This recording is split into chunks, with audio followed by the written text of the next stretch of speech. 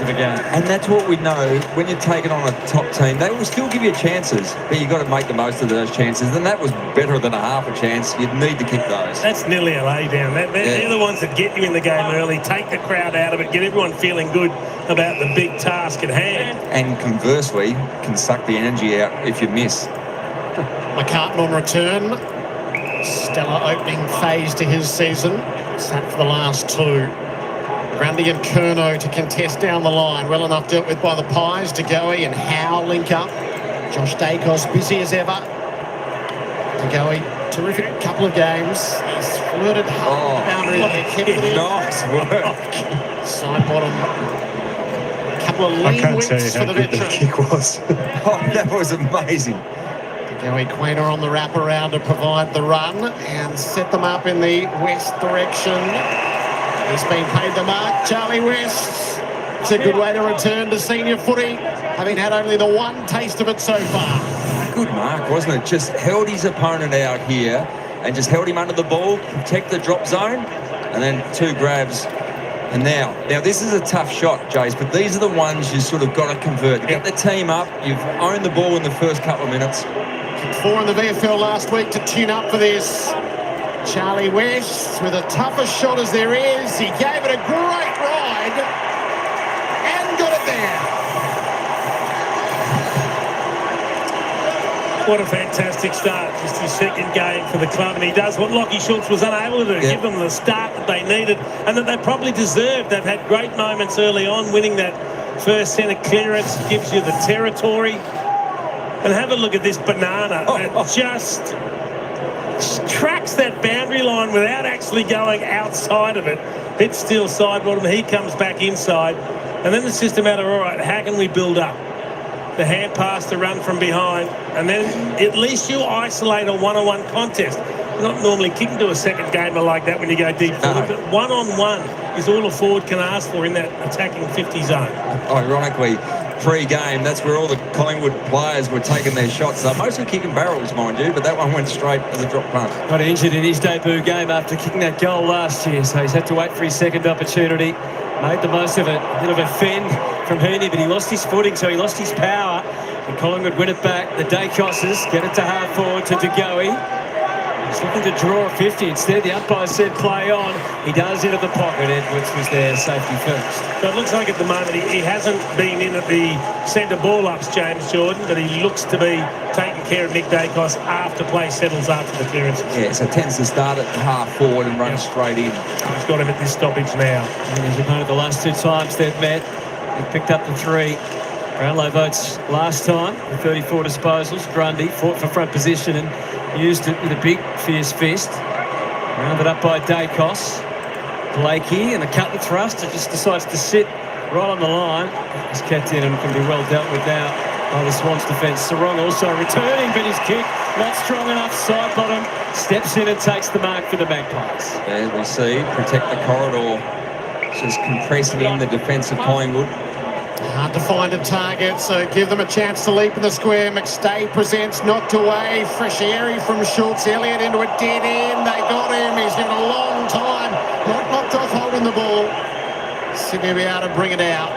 McCartan shared it around. Sarong's on return tonight. Blakey quick release and Heaney. That's the aggressive kick through the middle. Houston saw it coming. Pulled it down. And Steele's there to help him out. So Collingwood can set up the re-entry. They'll just bide their time as Nick Dacos to control the angles. They've done it well so far, haven't they, the Magpies, defensively? Well, they're understanding what Sydney want to do, and they're blocking off the corridor. We saw side bottom with an intercept, and then Houston making the spoil. Steen was sneaking forward to give them an option, but instead he went to the numbers, and that will suit the Sydney defence. And Marcus ultimately paid. This is the non-call for holding the ball. Well, they're saying he had no prior. So if you have no prior and you make an attempt, it doesn't matter how it comes out. That's the language we get from the umpires now. Don't shrug like that, Jerry. I'm shrugging too. Blakey gets involved for a second time, but they closed him pretty well through Cunningham and then McInerney. Suddenly they're forward. Suddenly Curnow was in play. Fumble didn't help. No more back there in defence, of course. So Houston, he's played the same rule there. Just happy to let them tackle him. We noticed there, once the ball hit the ground, it's a hard surface that shot through and got on. It got a bit big on Curnow. Grundy slaps. Rose is turning, twisting. Howe steady.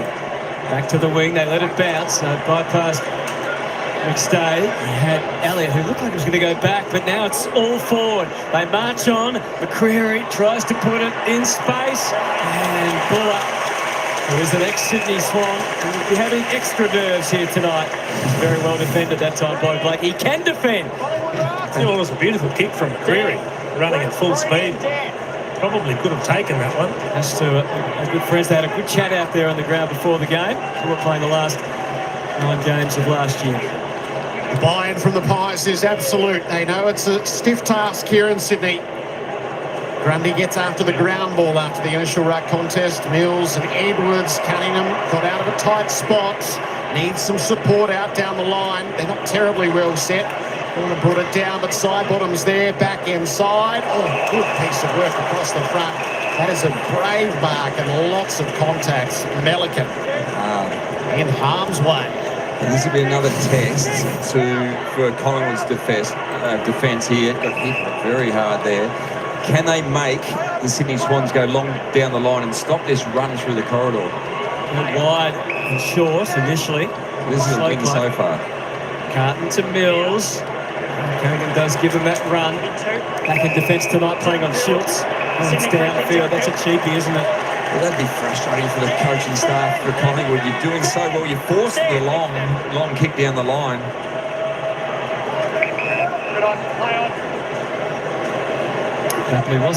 He still wasn't really when he launches the kick.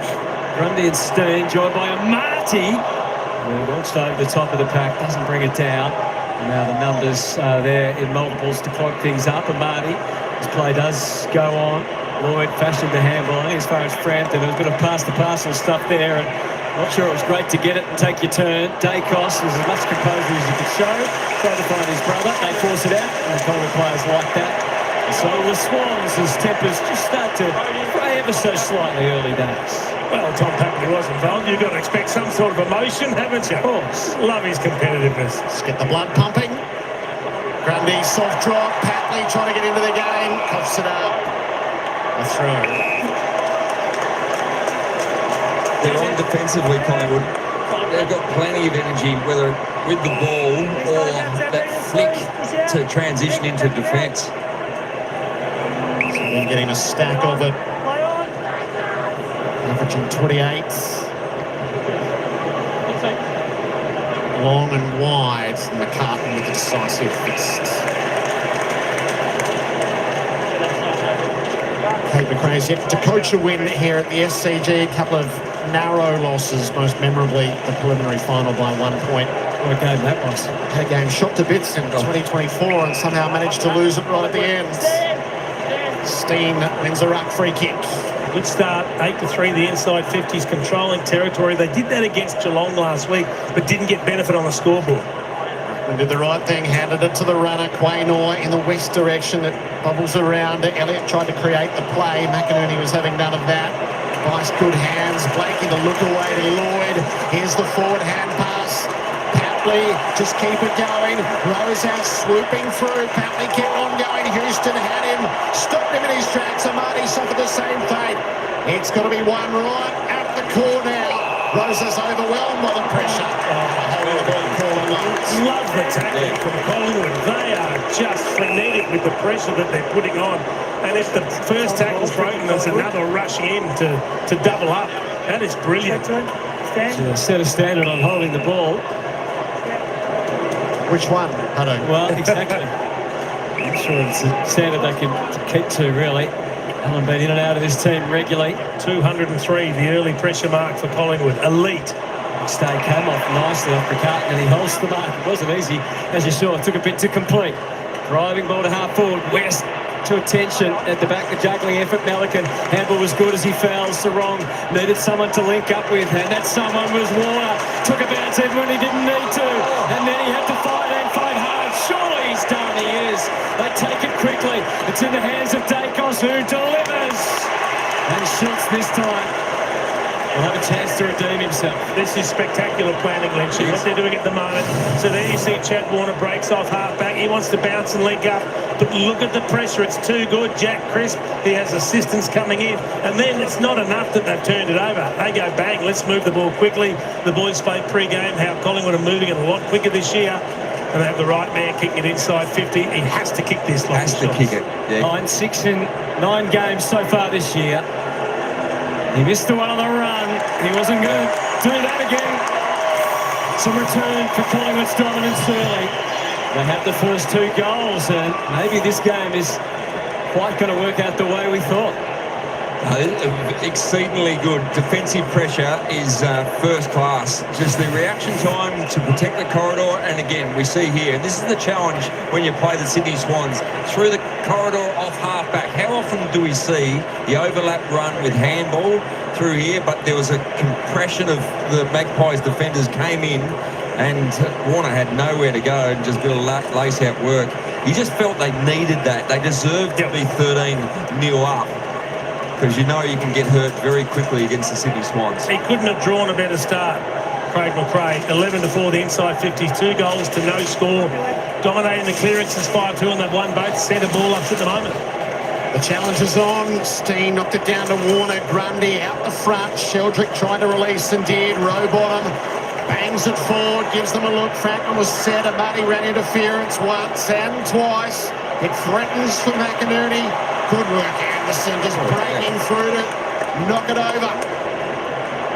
Numbers are against the Pies, though. Sheldrick tackled by Josh Dacos, and that's the intensity of it all. Kick goes forward from long to even numbers.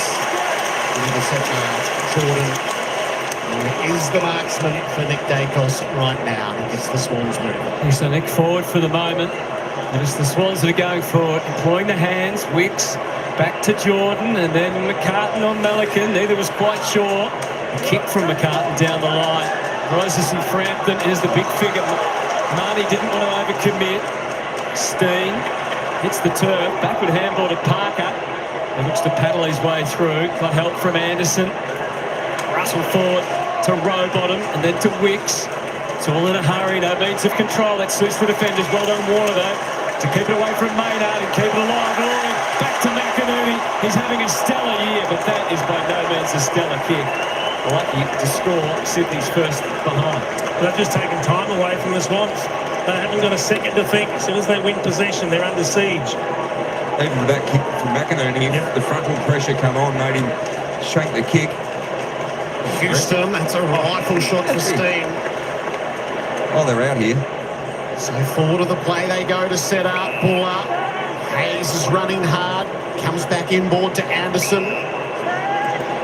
That's 50. That's 50. Someone ran past on the mark.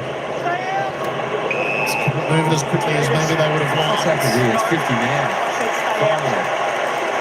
Well, That was strange. I reckon it was they missed the first one and maybe invented the second one. Not the way it came about in the end, was it? So, yeah, so who was that? Was it Rowbottom that ran past? Well, he's moved off the mark there, Warner. He just started walking. He was anticipating a play-on ball that didn't come. Yeah. He pretty much gave himself up to his head. I'm not sure he would have seen it otherwise. He started walking, stopped and put his arms up and said, what's going on? Angus Anderson's been pretty consistent in his first handful of games, and he's got a knack of hitting the scoreboard. He's been gifted the shots. Collingwood with its third on the board, and the gauntlet well and truly thrown down. This has been absolutely brilliant planning from the Pies. They've jumped them at the start, but what we have now is the best team in the competition at this stage, the Sydney Swans. Expect a response. Expect the leaders out there to get together, to have a couple of conversations and start working out exactly how to get a grip back on this game. There's an aggressive kick from Houston. So here it is here. So, yeah, it was the first one going past. And then Blakey came through the protected area as well. Yeah, I thought it was on the side. The one on the side, or is He could have got either of them. Yeah. It's a team 50. I think there are three offences. Sheldrick to start with kept going, but yes, probably worth 100 in the end. Angus Anderson played 7 games for the Sydney Swans and the VFL reserves. Collingwood going backwards first. What a start. Now it's forwards. Houston to Elliott, takes the short. No mark to Allen. His recovery wasn't bad. Didn't really help Anderson much, who's toe-poked his way out of it. The Sydney crowd thought that was worth holding the ball as well.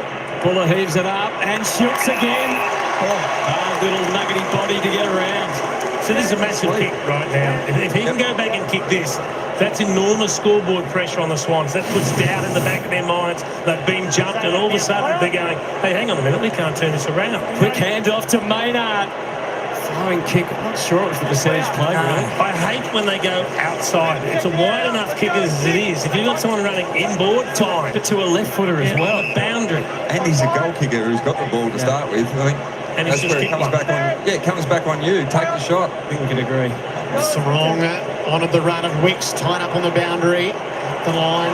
Well made the sprawl, but Amati's right on at the back. Brings it into Warner. Tosses it up inside the 50. And he didn't have to charge because it fell precisely where the Swans wanted it to. And Cooney will be able to go and take the shot at goal. Inside 50s, 14-7 in favour of Collingwood. And reasonable to say, only early, but they need this. Yeah, it's conversely, we just saw the kick at the other end that I was talking about how important it was. Well, this one, if you kick it, you're only 2 goals down and you barely touch the footy. Billy Cooney's held his place since his debut against the Bulldogs. At your age, a lot of VFL footy, SANFL footy. A couple of league goals to his name already. Can't come up with a goal the Swans are looking for. A little bit close to the man on the mark. Lockie Schultz getting work on his right hamstring down here, Chief. Maybe that's why he gave that handball away. So he's down here and put the physio at the moment. Well, that would be a bad result for the Pies because he's been dangerous early. They're moving it exceptionally well out of defence, up forward to give themselves some opportunities. Not on this time. Sarong hammers it. Amari is the target. It was a good target too. But again, the defence stands up. Hurried kick from De Goey. McCreary started behind Wicks. The ball bounced all the way through to McStay. He couldn't handle it as it turned out. Goes in, puts a tackle on. Used to had a little bit more luck finding it, not so much delivering it. Row bottom. McDonald, they're still under siege. Mills has kicked, not bad. Roses wasn't sure that a fly probably should have in the end. Maynard didn't take the mark, as you saw. And there's the ground crew with Houston trying to get it out to Quainer. Roses toe-poke carefully forward. Sheldrick to Heaney. Can't see a lot of him yet, but this touch was spot on. And Amati was there to take the mark.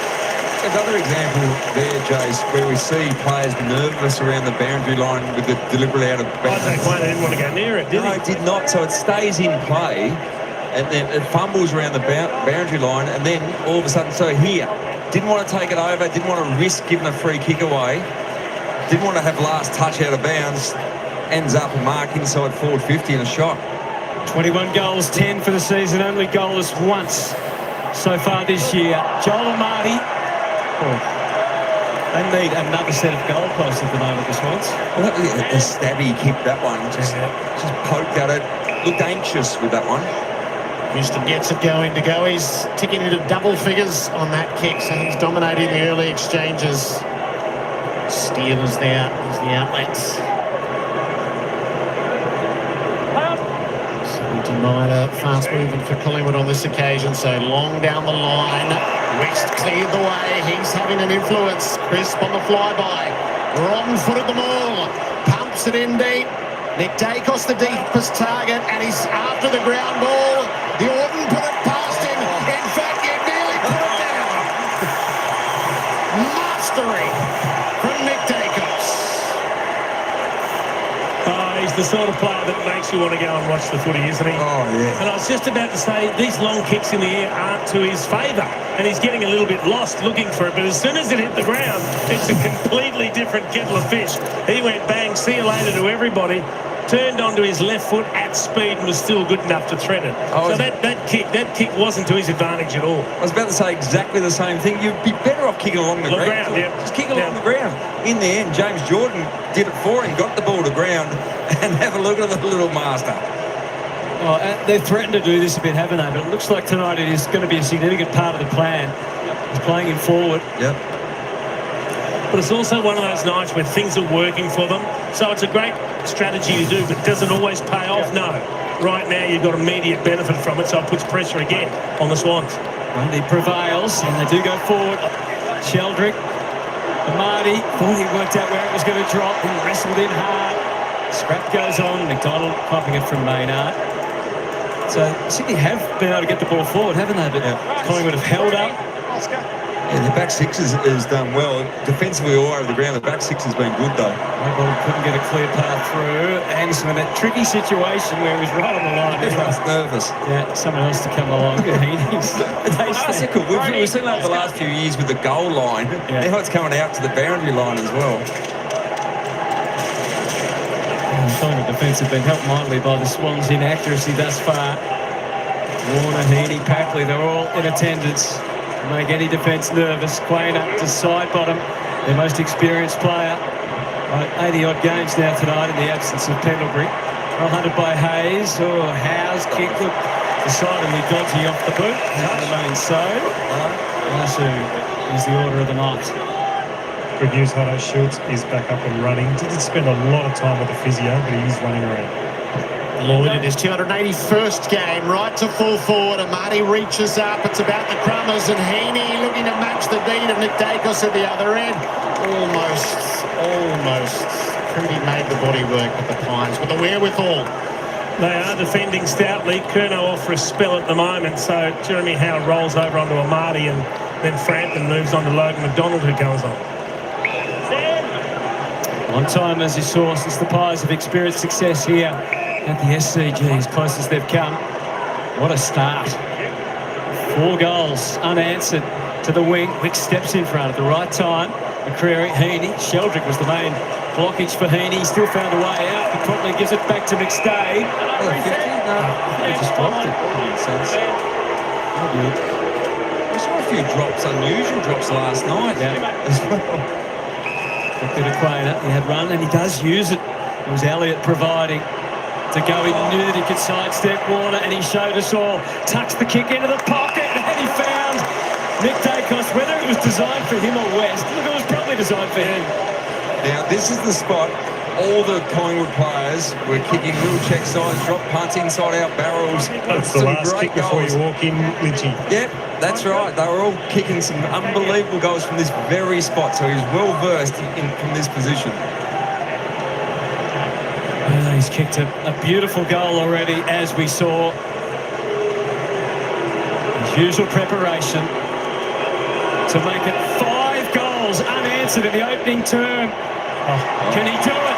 Question asked and answered. We talk about these strategies, so he probably knows he's going to get tagged, and James Jordan's no stranger. He started on ball, but then he moves forward. Now, it's okay to move forward, and it sounds great in theory, but then you've got to get players to kick it to him, and that's what they're doing. Not all the kicks have been great. That was a tremendous kick, that one from DeGoey. But at least if you've got Nick Dacos forward, make the most of it. Kick it to him and let him go to work, and that's what he's doing. He just drifts forward into a pocket space, and I love DeGoey. He buys himself a bit of time and says, all right, where's the little dangerous kick here? Because there's plenty of Swans back, but he gets it to Dacos, and then he goes back and finishes. Good kick. 4 goals from intercepts for the Collingwood Footy Club. 2 of those goals from defensive 50. They're moving the ball really well from one end to the other. He's been inaccurate so far this year too, which makes that kick and his start even more significant. They've got to get a warning here, surely, Sydney. It's taken them an eternity. They'll let him off? No, they called him. No. So on the short leash for the rest of the night, the Swans. It's a big 4 minutes to see if they can muster a response before the huddle. Grundy tried to place it out the side. Allen just hacked it forward. Collingwood take the yards. Elliott, beautiful gather and turn, charge down. So back into dispute. DeGoey went the bump rather than the footy. Sydney should be able to nut it out. Sheldrick. Oh, that's a shame, because again, they put them under pressure. They wanted to chain hand passes through the middle, and in the end, it was just a chuck hand pass over the top, hoping for the best. Heaney breaks quickly. Sarong patrolling the wing. Happily getting busy. Still need a two-kick strategy from here. Up to get after it in the air. Can make the contest. Roses threatened underneath. Clutches. And you saw there, coming out of the middle, Collingwood will allow you to go via the wings. They're just protecting everything that goes through the corridor. 6 matches in a row, topping the ton, the Swans. Staring down a goalless opening term, unless Grundy can do something about it, and he can. Brody Grundy imposes himself. And that could be a decided advantage as the night goes along. Brilliant goal. He also wandered straight over Oscar Steen and gave him a little pat on the back and said, "How you going, Junior?" Now we're the big boys now, and I'm flying. And they needed their star ruckman to get up and going because everything's been on the back of this pressure. You can see the big, strong, mature body. Just got rid of young Oscar, and that's a good finish with the informed ruckman in the league, or one of a couple of the informed ruckman, and desperately needed. Amazingly, their first goal this late in the first quarter. Easily his best goal average per game in his career. He's going to kick more goals this year than he did last. Brody Grundy with that stat. He's 8th for the season. Disposals per goal, 84 compared to 16. Quite the contrast with the Magpies. 5. Free kicks. It didn't take him long, did it? First quarter. Steen straight towards full forward, and Melican needed 2 goes at it, which he had the luxury of. And he goes short. Bice. That's about where it stops for now. Again, they found out defensively pretty well structured. Finds Edwards though. On the slow play to try and get into a little bit of handball and overlap from Blakey to Rowbottom. Nothing doing just yet, but they have got safely to half-back. But it's on the wing. It's way out wide. Strange showing on the face of the 150 gamer. Steen in front. Comes back at Grundy. Did well through Dacos and Allen.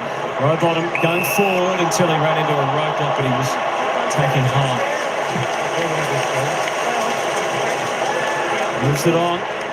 Lefty from Bice to full forward. Curnow! Oh, what a leap! Did he complete the mark? He did. Oh, it was a great leap. Did he hold it long enough? The one umpire said he did. Delayed applause for Charlie Curnow. They're watching the replay. Wow, they all say he didn't hold it. He did not hold it. There was no control there. And that was slow motion, and I was still dodging on whether he held it long enough. He's paid it for effort and style.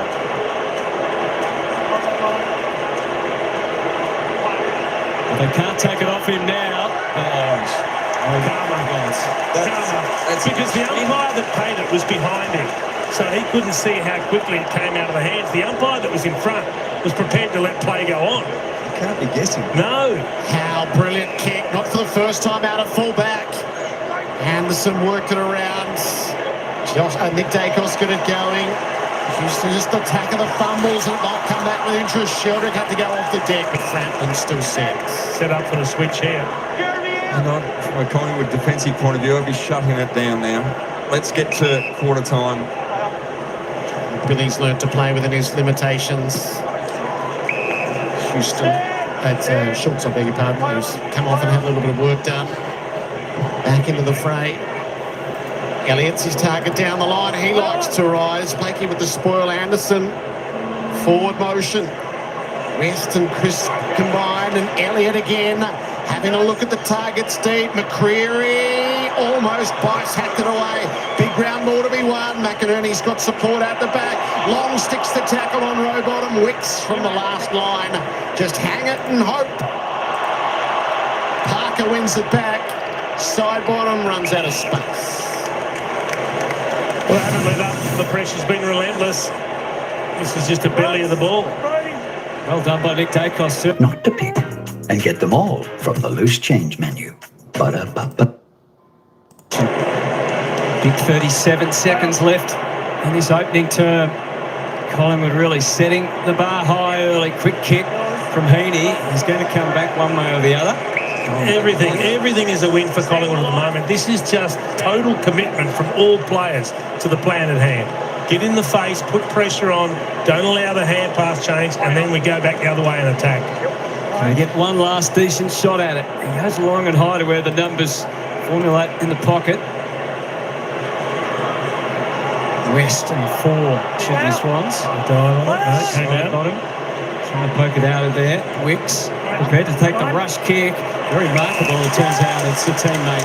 And Logan McDonald probably with the clock against them unless they get it in there absolutely cleanly, which even the mark doesn't really enable them to do in time. They needed some time to regroup because stung in this opening term. What a performance by the Magpies without a host of their stars.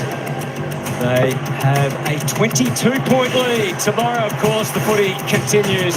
Super Saturday gets underway early. Squana take on North Melbourne. Big game for the Crows and the Roos. Super Saturday Live. All right, there we go, folks. What a quarter from the Magpies.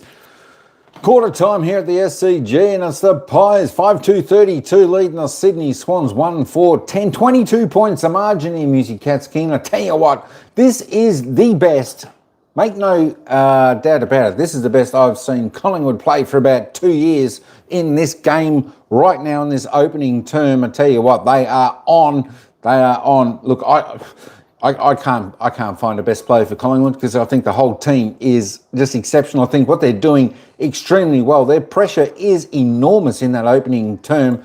They're getting the ball, they're moving it fast, and what they're doing, they are shutting down Sydney's corridor movement. Of course, we know Sydney like to go wide and then come back through the corridor. They're shutting that down at EG.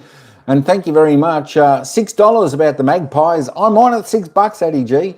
I got the $6. I didn't take the $1.10 or whatever it was, Sydney. We took the $6. Looking good so far, but 4 quarters is what they got to do. Hey, just for all those Collingwood fans out there, let's have a look at this. And for all the Freo fans out there, let's have a look at the live ladder. If this is the way the game finishes, Sydney will still be on top, but they're a game clear of, they've played one more than their rivals, so Freo could go on top if the Pies win and Freo win. Collingwood will jump up to 8th spot if they happen to win this game anyway. I want to put the live ladder on just in case it didn't happen, in case Sydney got back in front. Anyway, I just wanted to show that. Let's have a look at the goal scorers in the opening term. Of course, the champion, Nick Dacos, he tops the table with 2 goals. Kicked a ripper from the boundary. 2 straight goals. Got his kicking boot on tonight. Good to see. Charlie West got 1. Lockie Schultz got 1. Angry Angus Anderson, he's got 1 for the Maggies. And, of course, the only one for the Swans is their ruckman, Brodie Grundy, an ex-Collingwood player. So there we go. It's pretty much all Collingwood players kicking the goals. Disposal count. Let's have a look. Jordan Agoe, tell you what, he's been pretty good again this week. 11 disposals, topping the table. The only one in double figures, 6 kicks, 5 handballs, 2 marks and a clearance. The big man is next best for Sydney. Brodie Grundy, their ruckman. I tell you what, he works hard. Nice, Angry Anderson. I tell you what, he's not a bad player. He's only played a few games, I believe. But I tell you what, he looks pretty good. 8 disposals for the big ruckman, Brodie Grundy. Of course, just the 1 kick.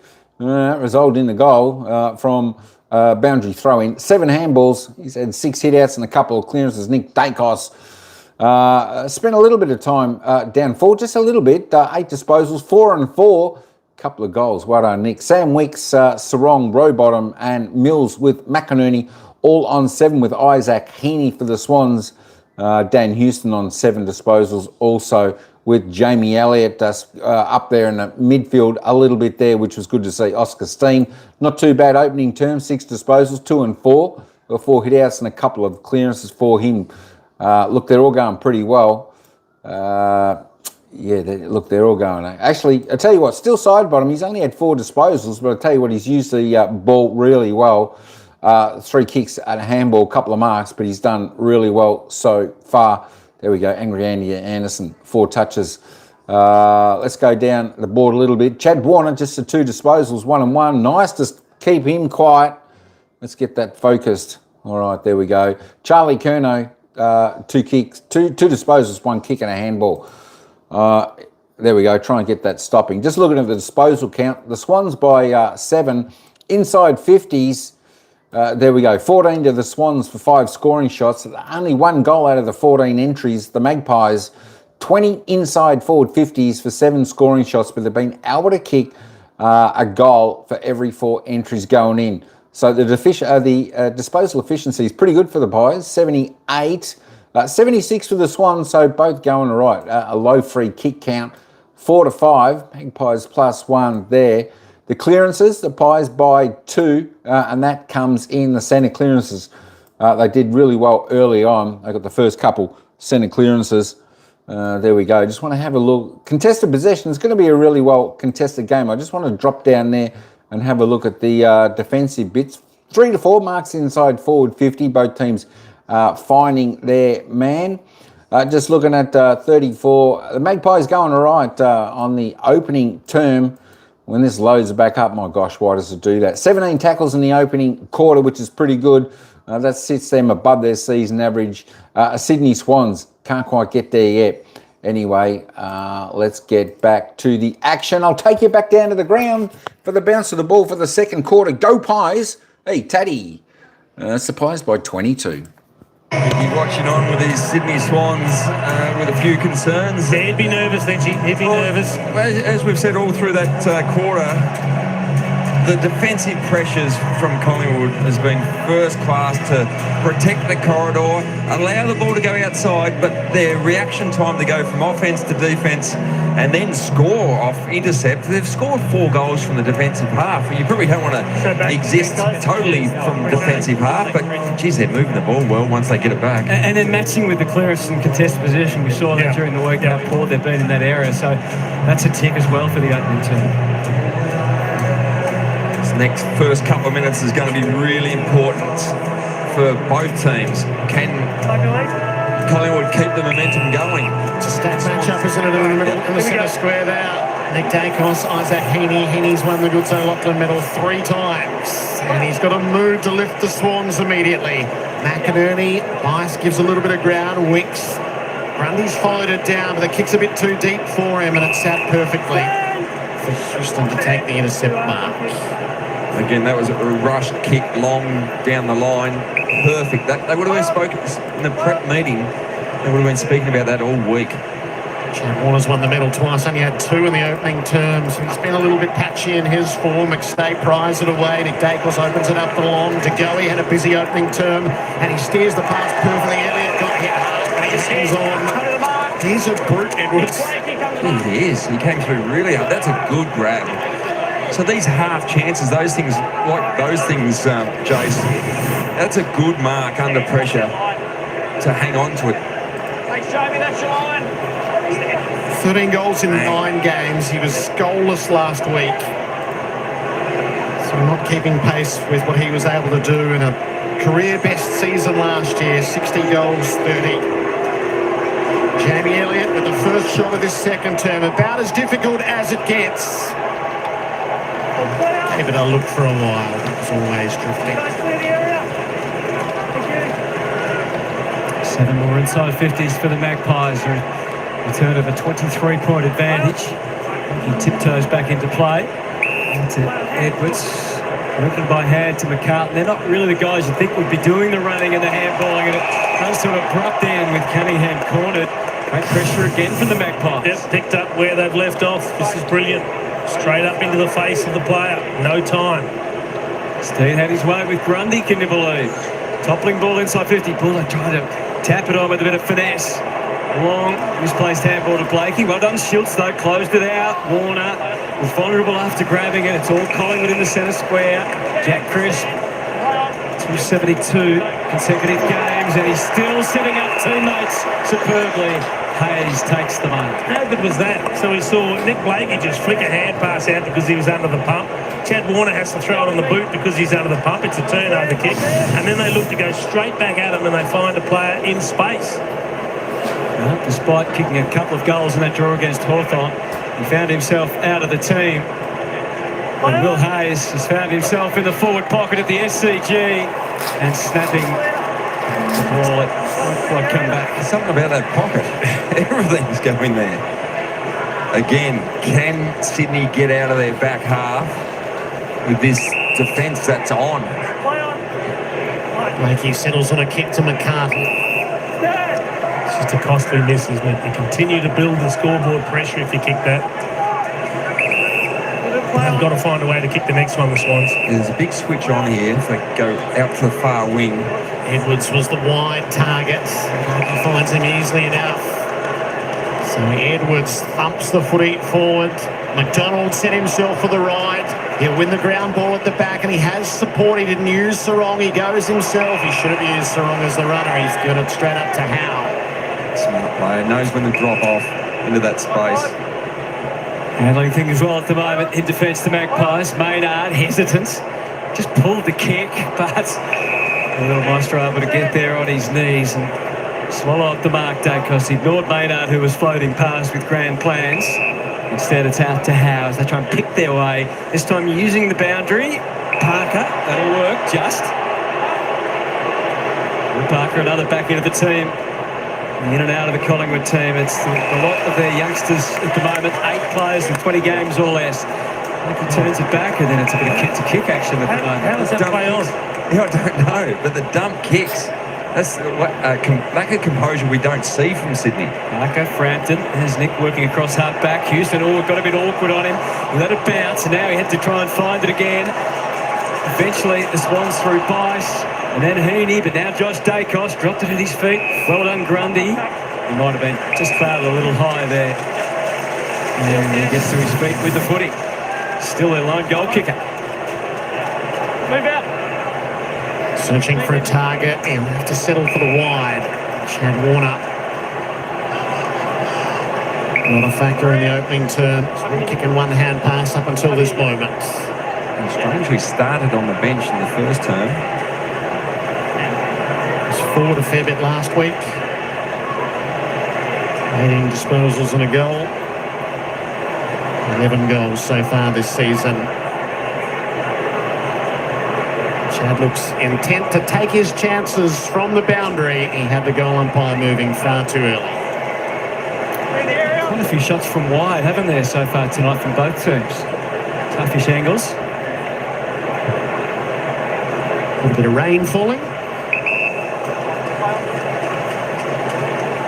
Just a lull for the moment, and then Howe steps into the kick, and Schultz gave him a genuine target. Can't mark Cunningham. And a down note by side bottom. Dacos let it slip through the fingers. Blakey, Grundy, back into the centre wicket area. Sliding through is Josh Dacos. Nick already anticipating where it's going next. Back it goes again to Josh. Gets substantial distance on that kick. Edwards up. Can't complete the mark. He had the back up. Malcolm awkward handball. All over it long. The dribble. It stays. True enough. And there's plenty of pies in the house to cheer that one home. So Craig McRae down on the dugout. He'd be pretty happy. A lot more relaxed than that coach's box there with Dean Cox. But what I like about that is Dan McStay was out of the contest. Yep. But he got there fractionally late to get the ball to the ground and cause a shot on goal. See the ball come in long here. Then McStay's out the back there, but gets close enough to get a bit of a spoil. Gets it to the ground, and that's just a nice little finish. They're making the most of their opportunities, and when they're in a bit of strife, they're competing well enough to get the ball into a contest. Cole's goal, his third of the season, Ned Long.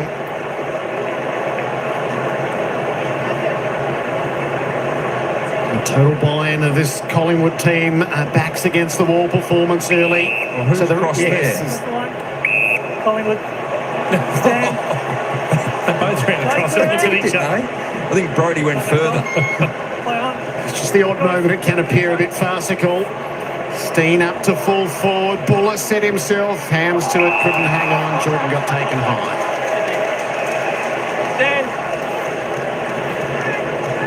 So Sydney's defence spreads. Wicks and Cunningham combine. And back to Wicks. Corrects the angles as the rain gets a little more intense. Not a great kick, but he's going to get it downfield. A little undiscipline from the Pies. Rosas steers it forward. Just Dacos filled the hole. Repelled at every turn. Fierce kick in from Roses, wasn't it?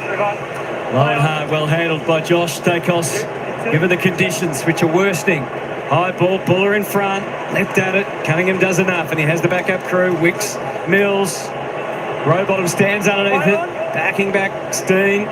Enough disruption. Houston threw a boot at it. Papley tried the same tactics. Well done. The steady side bottom and long. There's 3 pies in the middle. Soccer was the way to go once, and then again. It doesn't quite work for McCreary. The tackling was it high from Schultz. Oh, he ducks though. That's a lucky one. He went down a long way. Yep. Edwards, the recipient in his 4th game. There's a giant version of Isaac Heaney. He looks very different players. He kicks to the wing. And the mark is taken by Quainer. Looks like Sydney have shelved going through the corridor. They're happy to go wide at the moment. They were trying to find some avenue towards a quality inside 50. Craig McRae, close range, urging them on. Now they've got a mark in McStay, not quite at the back. Schultz to go to the inside. He snaps it forward instead. Charging out at Hayes. Good competition in the air with Cunningham. Straight through Buller. Creates havoc, creates a contest. Onto the boot again from Long, and he crashes away at goal. Well, missing by Marks. This is terrific. Forward when you get a chance. Football by the Magpies.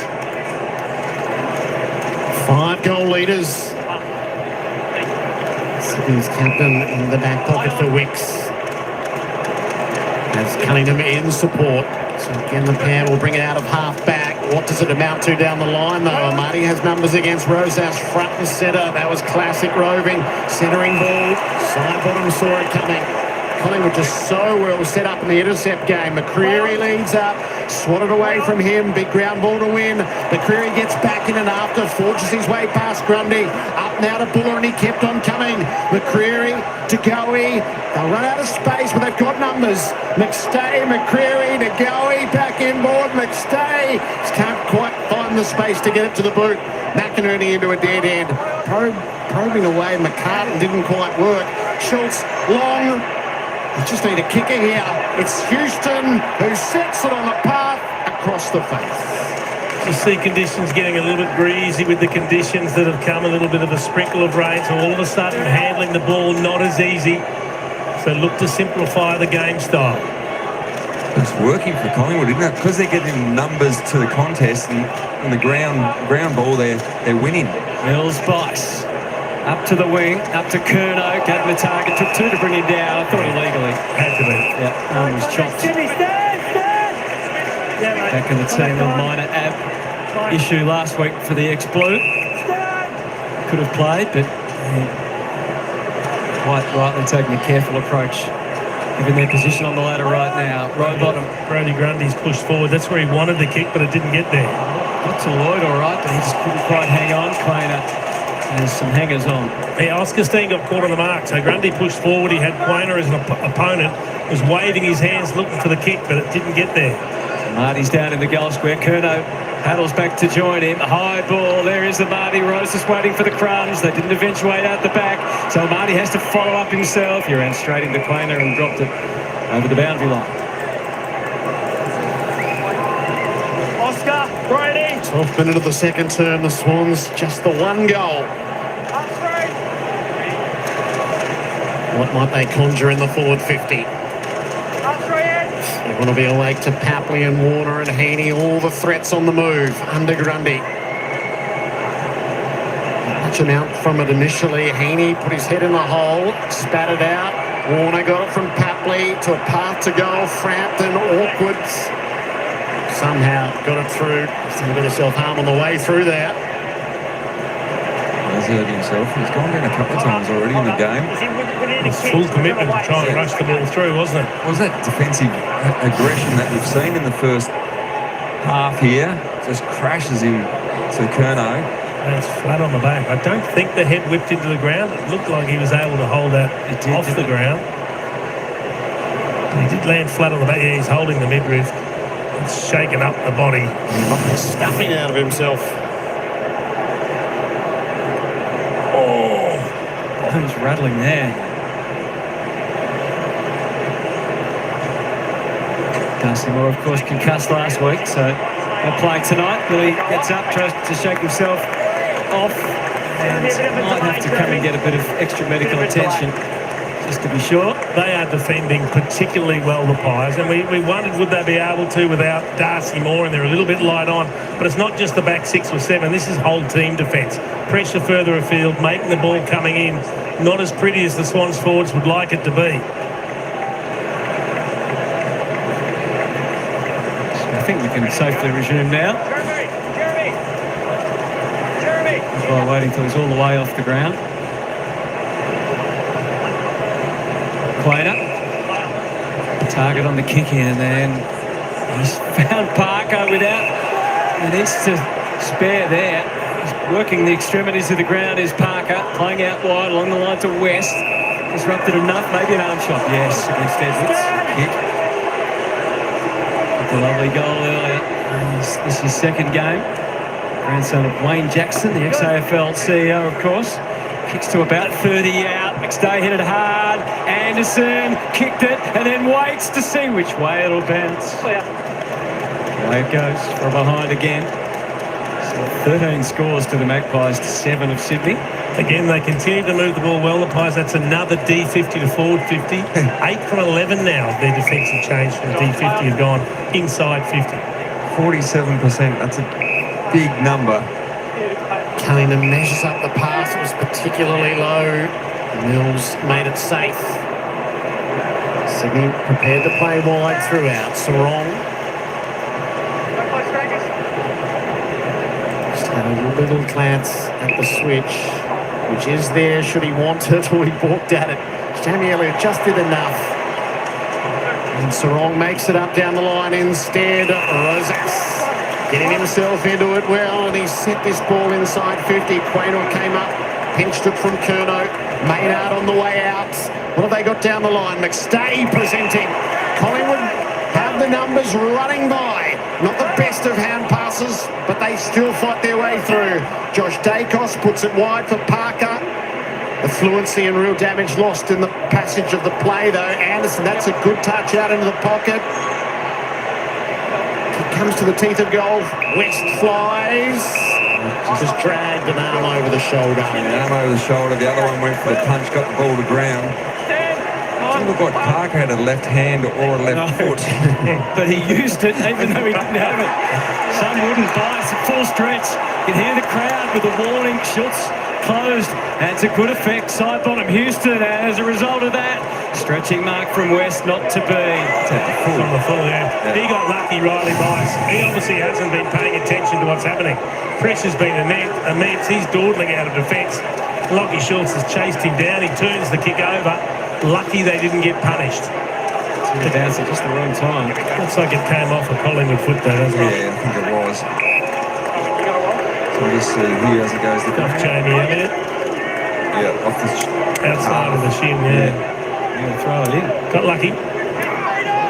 43 to 12. The ruck wrestle there. Buller handled it well. Tapped it back to the inside. McCreary just as tough as Warner. An advantage. He's coming back.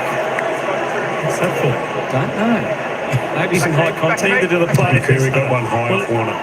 And neither gave an edge here. There it is. Yep, that's all right. So Bo McCreary, well and truly capable of kicking long goals. See if they can kick one or two more, Collingwood. The scoreboard pressure's immense, and all of a sudden it's a big hole that Sydney will find themselves in, and they'll have some serious doubts about getting back into this. This may sound silly, but they've dominated possession. They probably actually really need this one to reflect the dominance. They lead by 5 goals. This is a massive kick. He's missed it to the right. And 6-8, as we said, both teams have struggled with their accuracy at that end of the ground in particular. Because you can just see in a 10-minute window, Sydney really hurt you on the scoreboard once they get going. Lanky tees it up for the middle of the ground. Heaney didn't mark, and Collingwood have numbers. Anderson, Maynard, sweeping runners forward. Hayes gives it off, and Crisp and McCreary, and steals the kicker. They should have come up with a better result there. It deserved a goal. I mean, it was a great kick from Blakey. He pulled it across the body late, almost a no-look kick.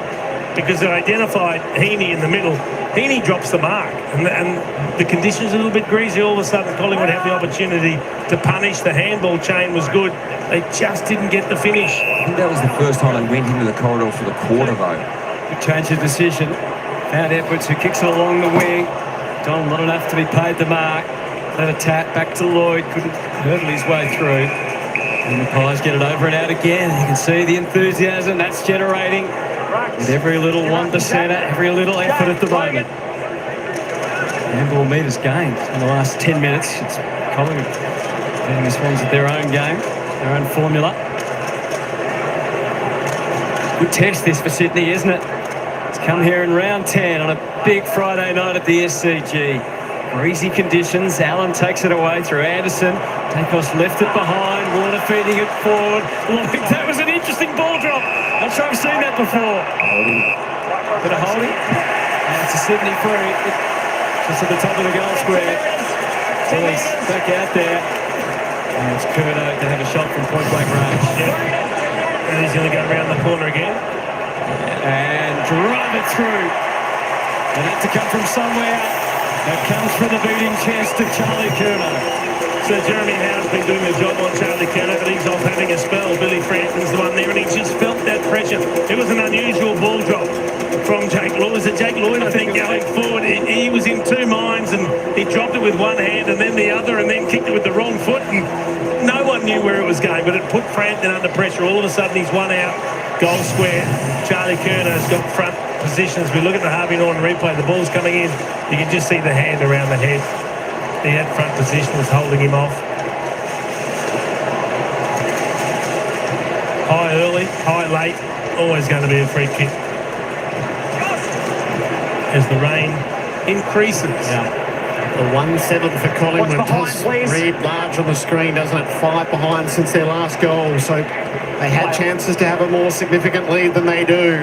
Heaney tried to bulldoze his way through the middle. Buller dragged the ground. They're not throwing it up very high in the centre square. They've been low ball tosses. Some games, some umpires don't throw the ball as high as others. So you can't be too far back in this one because you won't get there in time. Clean off half back. Anderson harassed every step of the way. Parker would give. Josh Dacos, Long was in front, but it carried him. Blakey couldn't brush his way clear. Holding the ball surely. Not paid. Mills, the soap on a rope at the moment. Heaney taken to ground. The ball.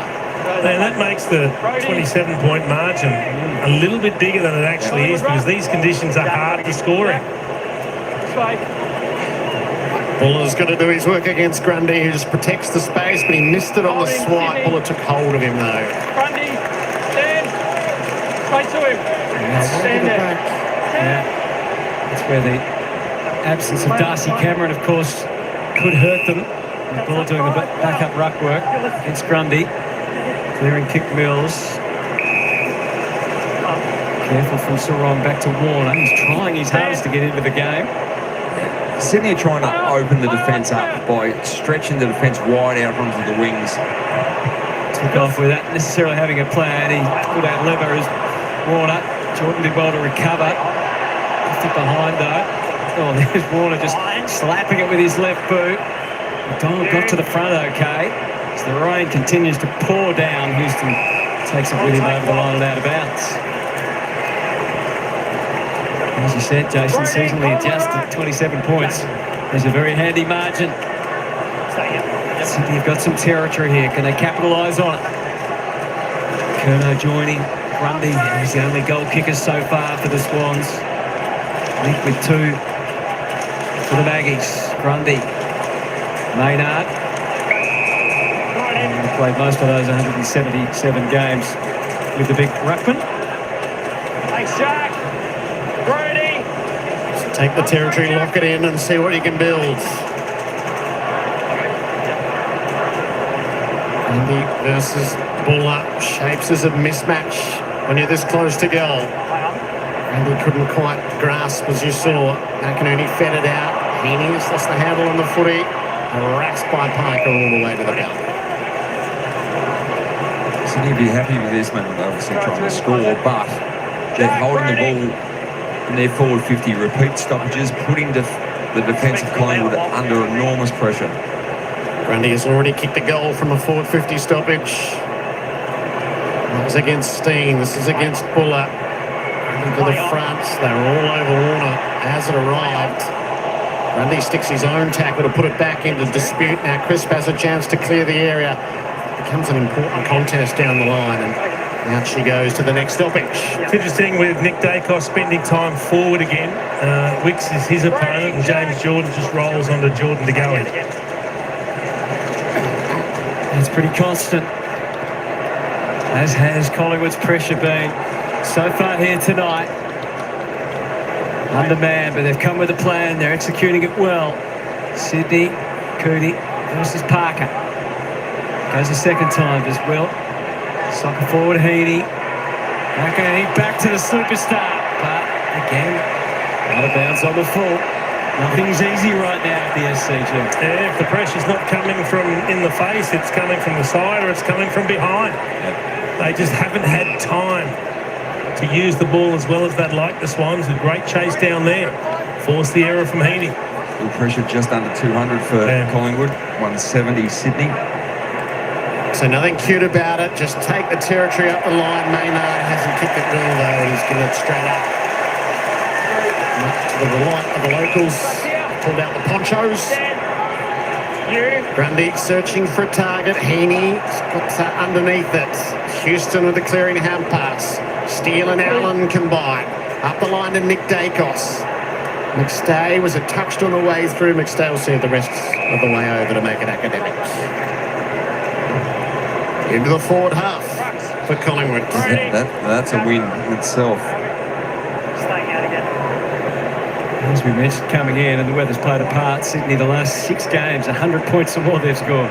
2-6-18 as it stands. 5 minutes out from half-time. They've got a free kick here. Grundy takes it quickly. Handing it off to Sheldrick. Long on the left foot kick. Frampton in front. Wouldn't let Marty leave his side. Parker though got rattled out of it. Great tackle of Marty. No free. Sarong from a tough spot in the corner to full forward. McDonald got a piece of it. Not enough. Substantial kick. There's a clearing one and a good one from Chris. Long takes the mark. Hankering to move it quickly. Already kicked a fine goal. He looks up ahead. Nick Dacos has fallen over or been pushed over, so he's going to take the long way home. Careful path out wide to Ryan Steele. Dacos was slow getting up after falling over in the middle of the ground. Nothing untoward in it. I mean, Wicks is running close by and they just got a little bit tangled up. Well done from Edwards. North Shore boy.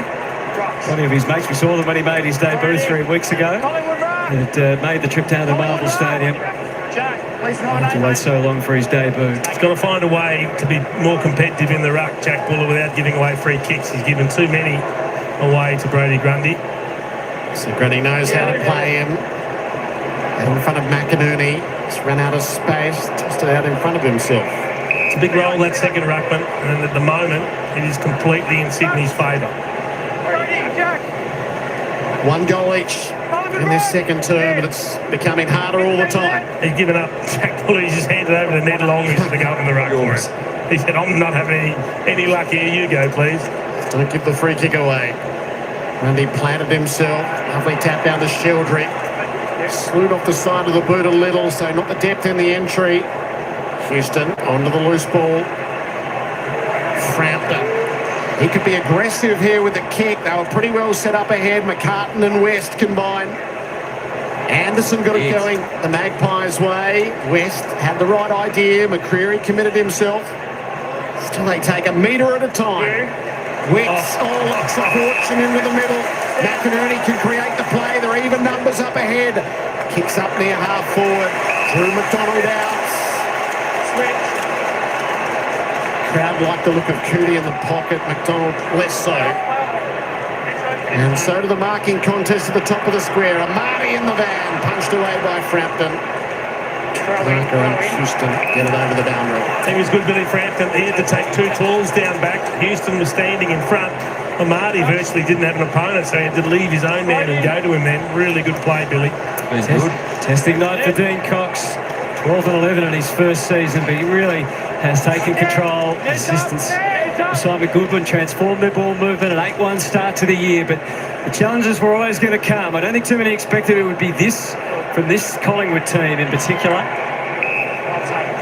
The challenge is what they have now. They find themselves 27 points down, with 2.5 minutes remaining in the second term. They definitely evened up the contest in this second quarter. That has played a part in all of it. Steen now is back out there. They're going to try and ruck all the way to half-time, you would suspect. How they manage his minutes could be critical. Grundy. This could have been a free kick in there. Crisp kick straight to Sarong. Straight up and down. Houston versus McInerney. On the full. It's sailed all the way on the full. On the full. But Dan Houston's looking more and more assured in the back half, isn't he? And with his ball handling and his confidence to kick those darts in through the corridor. It's a dangerous thing to say before someone kicks the footy. Yeah.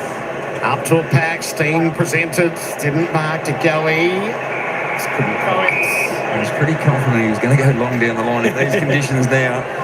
You won't be seeing, especially at this stage of the quarter, you won't be seeing too many aggressive kicks into the corridor, you wouldn't have thought. 15 disposals for Dan Houston. Leads the way for the Pies. 14 for De Goey. Did the bulk of his work in that opening term. Yeah, this is an issue. Yeah, a big issue, the second ruckman for Collingwood. Wicks on the turn with the advantage. McDonald and Amati with the deep targets. Quaynor brought it to ground. Crisp. It's swatted forward. McDonald, Rowbottom couldn't release. Sidebottom stood against him. Sidebottom's been very good. He's only in the 7 disposals, but he's had 5 intercepts. He's reading the play so well behind the ball. Can't give the free kick away here. Again. Sidebottom coming through. Didn't clear it though. Sarong gets a swing and he didn't waste it. Goals have been precious late in this second term.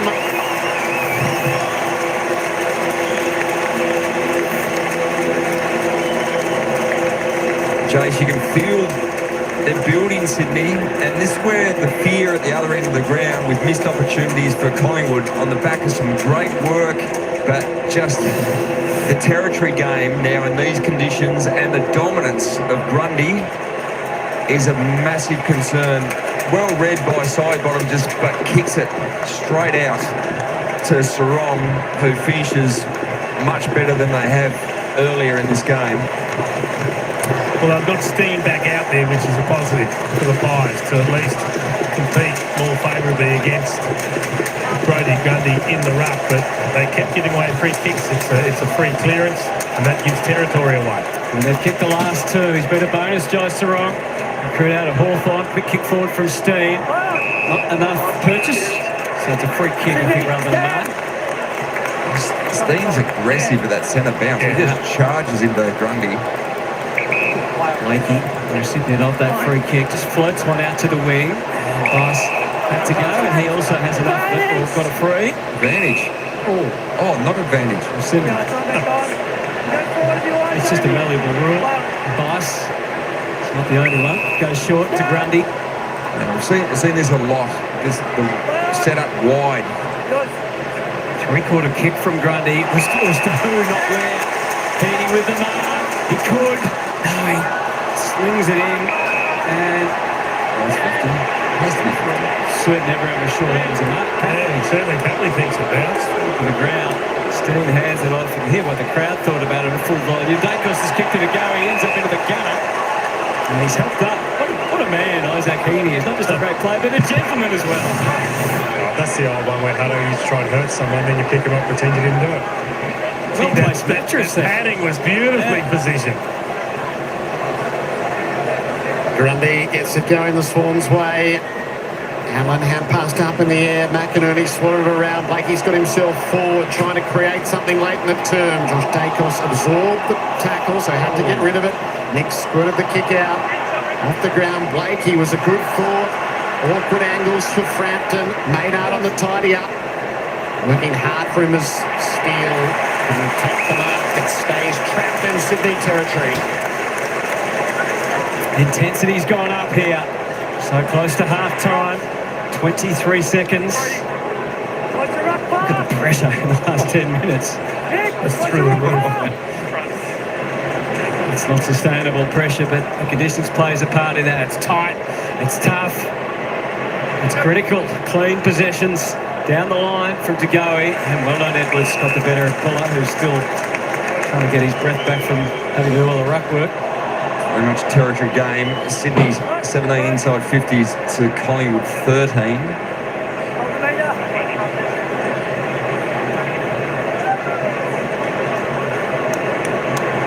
Have to be pretty clean from here to have any opportunity for either team. McInerney has not been a big factor, and he turns that straight over to Allen. He just throws the ball on the boot and hopes for the best. Good result in the end. And the siren's going to sound. And it's a fantastic first half of football for Collingwood. Underdogs tonight, undermanned. They've come with a plan. And so far, so good. Although Gary Lyon, the Sydney Swans, were certainly able to recalibrate a bit late. And with the margin sitting at 21 points, they're right in this. We had a much better Friday night than we expected. Have you ever? I get the feeling they've done this before, the Pies. They don't always win, but they always represent themselves beautifully up there, and they jumped the Sydney Swans, led by 22 points in the first quarter, 21 points at half-time, and Tom Hawkins and Nathan Buckley and Jordan Lewis. How'd it come about? Well, I think it's because the Collingwood pressure, their attacking pressure on the ball carrier was excellent. Their defence around the Collingwood or the Sydney offence was excellent. So, and they're being really smart with the way that they've used the ball, used the width of the SCG, which there's plenty of, and they're just being smart and patient. Work rate for me, and intensity. You know, from the very first transition that Swans tried to move the ball out of the back half, the Pies were all over them, and it brought the intercept marking into it. And I think the conditions help as well. So Swans handball more than any team in the comp, 1.14 kick handball ratio, 18th in the comp. Hasn't really been seen in inclement conditions. So. Yeah, the rain has an influence on that. Geordie? Oh, I think early signs. So you come in with a plan, and then those early signs that it's actually working, I think it just feeds the confidence. This Sydney side hasn't been under this pressure all that much this year. So it's a credit to Collingwood, not only to come in with a plan, but also to execute early, which just puts doubt into the Swans' minds. Yeah, he's coached beautifully in the first half, Craig McRae. I think the way they've set up's been outstanding. They've flipped the script. We'll show you some of the numbers of Collingwood moving the footy from the back half. This is the best back half scoring team in living memory, and they've had it flipped on their head by this Collingwood Footy Club. But they came with a plan, and they defended the corridor. Yeah, so you just see the numbers there, and I think what's also evident is not only the players from behind coming forward, but the players who are sort of lateral with the ball or even a little bit in front, they aren't getting drawn out of the corridor. They're really happy for the Sydney Swans if they want to go wide. But this is what I'm talking about with early evidence that the game plan that Craig McRae and the coaching staff has come up with is actually coming to fruition. Yeah, they've decided to fill that centre square area and test Sydney. So see if you can find those targets outside of that. And Collingwood have been able to cut off quite a few of those. And the pressure in coming frontal from behind the ball and the chase pressure as well has been, as you see here, there's always frontal pressure and then that chase pressure, which has squeezed them 3 or 4 times in that first 10 or 15 minutes alone, which just plants the seed in the Sydney minds that there's not going to be as much time and space as we're used to. They clearly felt the heat because they started in the second quarter then trying to kick mark the ball a little bit more. So instead of that high handball metres gain, they went to a more kicking style. I think that's a good point. Do they have, because that mode is not working now, do they have another mode? And I know the weather conditions are a little bit tricky, but they now have another mode to try and get some sort of score on the board? They've kicked 1 point from defensive half, the Sydney Swans. The lauded team, the defensive half Marauders have kicked a single point. Collingwood have held them to a point. It's extraordinary. And they've kicked 49 points a game this year. That's right. It's a staggering number, and if they want some walk into that room, he just puts that up on the board. Hey, have a look at this. It's working. Their ball movement's been sensational. Well, yeah, I think that's a part of their game that is actually helping them defend in a way. They've really been reluctant to go inside the corridor and aggressive sort of 45 kicks because they know they can't defend that. So why feed the Sydney Swans ball movement? So they've held onto the ball a fair bit. They've gone long and wide, but still found opportunities to go from back half. They've scored 4 goals from their defensive half, but it's more been this type of play. So you just think if that ball turns over, they are well set up defensively, but it's also when the time is right, giving them opportunities to change the angles, change the direction in which they go inside their forward 50. So you see their defensive half to inside 50, so they're big uplifts. That's what we thought the Swans would be. Well, we thought that would be a Swans transition. Yeah, so you couple that with the pressure they've been able to apply, and also their offensive game is benefiting as well. These highlights for Harvey Norman, of course, Gaz. But thank you, mate. I'll just drop into that. Now, what we have expected from the Swans, we've seen from Collingwood. So I think the point is, how do the Swans respond to this? And this is what happens throughout a season. You get tested, and your one wood gets taken away from you, and the good teams find another way. I think Sydney are a good team. The second half will be instructive. For Renai, who's running hot, Tommy Hawkins, and I really love this. I think the Pies kids are running hot. The narrative around this side is that they're old and they know they introduce young kids. Well, tonight they did through necessity to some degree. So they've had a centre square mix that's seen a lot of Anderson go in there. And Ed Allen's been the one that's gone in, and he's gone head-to-head with Isaac Heaney more than anyone else. Trust your kids. West takes a big mark. Tommy goes back and slots the goal. Anderson gets the benefit of 50. He hits the scoreboard. Trust your kids. Give them an opportunity. There's nothing like an away trip when you're on the road, you're playing nearly the best team in the competition, and your kids come out and play like that. So rarely do we see Tom McCartan, who is one of the most informed key defenders in the competition, get beaten in a one-on-one like that. So Ed Allen will need the Renai hot water service post-game, because he's been a high draft pick. He's been a big investment for this Collingwood Footy Club, and they've waited. So now Pendlebury's not playing. He goes into the middle. He takes Heaney. He's doing a fantastic job. Jordan De Goey steps up. Trust the kids and give them a chance. Big Oscar Steen, he's had 4 clearances himself. Solo ruckman. I don't know if it's mentioned yet, but Nick Dacos has played 43% of his time forward. Yes. And it's only been 5% on average this year. So that's right. So those kids doing that, exactly. The flow-on effect is now we can rest Nick forward. Now we can spend chunks of time and kick 2 goals in the first quarter. Outstanding. Coaching's beautiful. I was going to say something. What do we want from the Sydney side? I'm with you. So we'll go down the line. I'm with you. I rate them, but they've been jumped. They've been, as Mike Tyson says, the plan's great until you get punched fair in the middle of the nose. And they've copped it. Now I want to see the response. Oh, I think you can go back at Collingwood with pressure, and if you can't and you get the footy in your hands, control the ball. So explore the width of the SCG. It's got wide open spaces, and Collingwood are controlling that and using the width really well. So if I'm Sydney, I get the ball in hand. I just try and change angles. I don't necessarily try and go as fast and get pace on the game. I control the footy using angles and the width of the SCG. Hold your thoughts, boys. I'll get thoughts from Bucks and Geordie as well after the break. As we go to the break, as we said, it's a big round of footy, round 10, but nothing bigger than Scott Pendlebury's record-breaking game coming up in round 11. Well, it was very late in the game, wasn't it? It'll always be remembered because it was the kind of the match-winning move, really. The Lions got in front.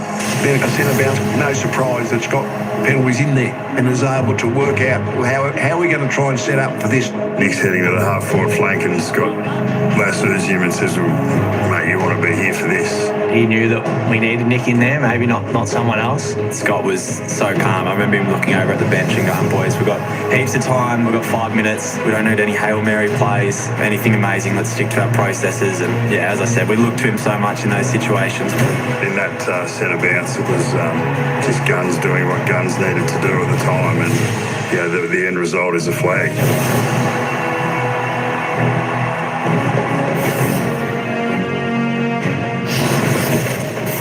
You're watching Friday Night Footy. That's it, folks. Don't forget, next week, of course, Scott Pendlebury breaks the record for AFL games played. That'll be game 4-3-3.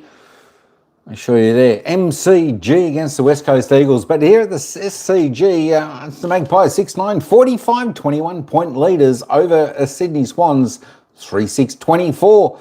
Well, thank goodness for the ruckman and a free kick. That's where a couple of goals come from. And tell you what, Sydney are very lucky that the Magpies missed a lot of shots then, or else they'd be further in front. Sydney actually winning that by 1 point. 2 goals, 2 they kicked in that second term. Sydney, 1 goal, 7 in that second term for the Magpies. I tell you what, it makes it a little bit tricky some of the time when the rain starts coming down. It's still a little bit slippery out there on the SCG. Of course, had that rain come down a couple of times during this game so far. Let's go over and have a look at the goal scorers so far. Up until half-time, of course, Nick Dacos tops the table, the only multiple goal scorer out on the ground at the moment. And, of course, didn't add to his tally in the second term. He's still got 2 straight goals. Charlie West with 1. Lockie Schultz, Ned Long bobbed up with 1. Angus Anderson also has 1. For the Swans, Jai Sarong kicked a goal. Of course, Brodie Grundy got 1. Charlie Curnow got 1 through a free kick. So there are 3 single goal scorers there for the Sydney Swans. Let's have a look at the ball magnets. Well, Nick the Lizard Man, Blakey, he tops the table out there for the Swans on 18. He's 2 clear of Brodie Grundy, the ruckman. I tell you what, if the Swans didn't have ruckman tonight, they'd be in dire straits. Let me tell you that. Nick Blakey, 18. He's had 11 kicks, 7 handballs, 2 marks of clearance for the Lizard Man. Not really being able to get his run on tonight. Magpies defence certainly doing well, even though Blakey has 18. Brodie Grundy, probably best on field for Sydney, in my opinion. 16 touches. He's had 5 kicks, 11 handballs, 2 kicks, 2 marks, 2 tackles, 18 hitouts, 7 clearances, and kicked a goal. He's having a ripping game. Dan Houston for the Magpies and Jordan DeGoey both on 15 disposals. Then you got a few Sydney Swans, Sam Wicks, McInerney, Heaney, 14 disposals, Jai Sarong, 13. Nick Dacos, well, he's only had 13 disposals, but of course, as you heard in the commentators say, about 43%. He's been down forward. It's nice to see him down forward, being a danger down there. It's nice that we know that he can rest down there and the other players step up in the midfield.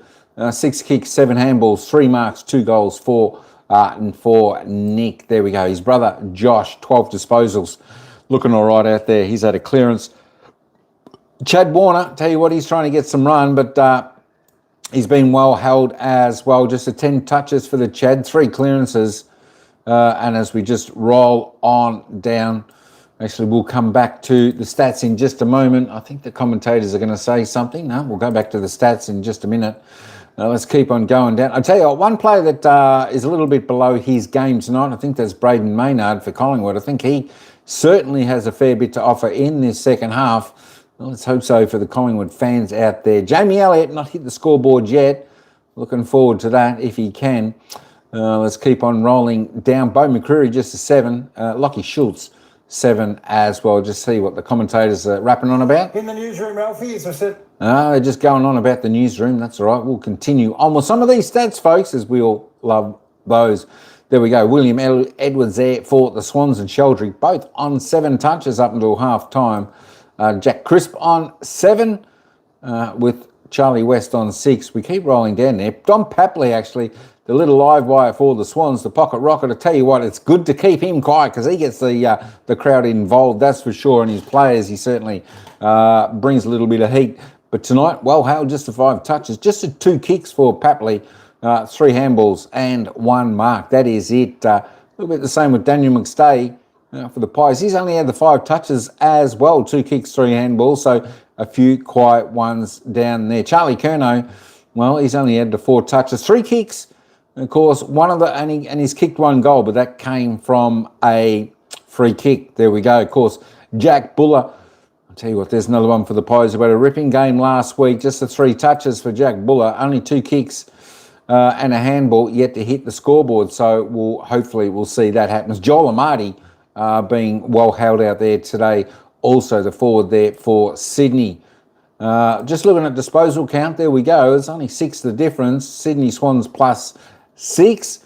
So she's a pretty tight game in handball kicks as well. Inside forward 50s. Let's have a look at those, folks. It's 31-34. 9 scoring shots for Sydney. They've only managed 3 goals in 31 entries. Of course, the Magpies have been inside 34 times. They've hit the goal 6 times, 15 scoring shots. So not too bad, but a little bit of inaccuracy in that second term certainly penalised them just a little bit. Free kicks. Well, this home team, they're getting the gun run there. 15-8. They're plus 7 in the free kicks. The Swans, Brodie Grundy, doing the job in the hitouts. 20-8. They're just dominating. Of course, the second ruckman is the problem there for the Magpies. The clearances, well, it's the Swans +3, but most of those, they come from the stoppage clearances around the ground. They're +6 there, but the Magpies doing the job in the centre bounce, 6-3, they're +3 there. Contested possessions, both contested evenly as uncontested. And pretty much a lot of the stats are even. Marks 43-42, marks inside forward 50. Just a 4 to the Swans, 6 to the Magpies, so they're getting a little bit of a look. As I said, they're just kicking a little bit wayward. The Magpies there. Looking at the tackle count, I believe Sydney actually put a little bit more pressure on and lifted their tackle count in that second term, which was good to see. They're on about season average there now. The Magpies at 36. They're going above season average there by about 40% there. That's about 72. 55 is their season average, so they're going well. Just need to... The Swans doing it good, though. The tackles inside their forward 50 for the pressure there, 10. Just a 5 to the Magpies, so the Swans doing it well there. All right, just checking out for those latecomers. Oh, by the way, there is another game being played just at the moment, folks. And, of course, that is between the Gold Coast Suns and Port Adelaide. Up there in Darwin, of course, we know the Suns love to play up there in Darwin. It is 9 minutes into the second quarter up there, and it's this Gold Coast Suns leading the way, 6-2-38. 6-2-38, the Gold Coast Suns leading Port Adelaide, 4-5-29. 9 points the margin there, going on to 10 minutes into the second term. As, of course, as we see, if the Gold Coast win that, they'll be up into fourth. And, of course, Port Adelaide down here in 14th. They're really under the pump if they lose this game. But good news, if Collingwood continue on their merry way and win, for the Collingwood fans out there, you will end up in 8th position. Of course, a few teams around still yet to play this weekend. Still got Saturday, Sunday football coming up. Let me have a little bit of a look. We are 3 minutes away. Let me just let you good folks out there know the rest of the games that have been played and still to come. Of course, last night we had Thursday night football, fantastic game by Geelong at the Gabba. It was a Brisbane Lions home game, but Geelong did a number on Brisbane Lions, 117-276. It was an emphatic win by the Cats up there. The little Cats beat the big Cats. There we go. And, of course, we've got this game on now. It's the Magpies by 21 points at half-time. Gold Coast still leading by 9 points up there in Darwin. Of course, tomorrow, tell you what, we've got a couple of interesting games tomorrow for you. Saturday, Adelaide and North Melbourne over there at Adelaide Oval. That's starting at 1:15 p.m. Melbourne time, Addy G. Paul, that should be a ripping game. There's a game... Well, I think I'm predicting North Melbourne to win that game. So get on North Melbourne. If you've got your multis, you've definitely got Collingwood. I did like Geelong, so I'd probably be on Geelong, Collingwood, Gold Coast, North Melbourne. Melbourne and Hawthorn. Look, there's a game where I think Hawthorn have got a couple of outs. I think Gunston's out. I'll be going for Melbourne in that game. Saturday afternoon, 4:15 p.m. That's taking place at the MCG. Melbourne looking to have a win over Hawthorn, I think, on Saturday. Of course, Saturday evening, Marvel Stadium, 7:35 p.m. Melbourne time start for that game. Carlton and the Western Bulldogs. You can just write this one down. Give Western Bulldogs a big tick because we can't see Carlton.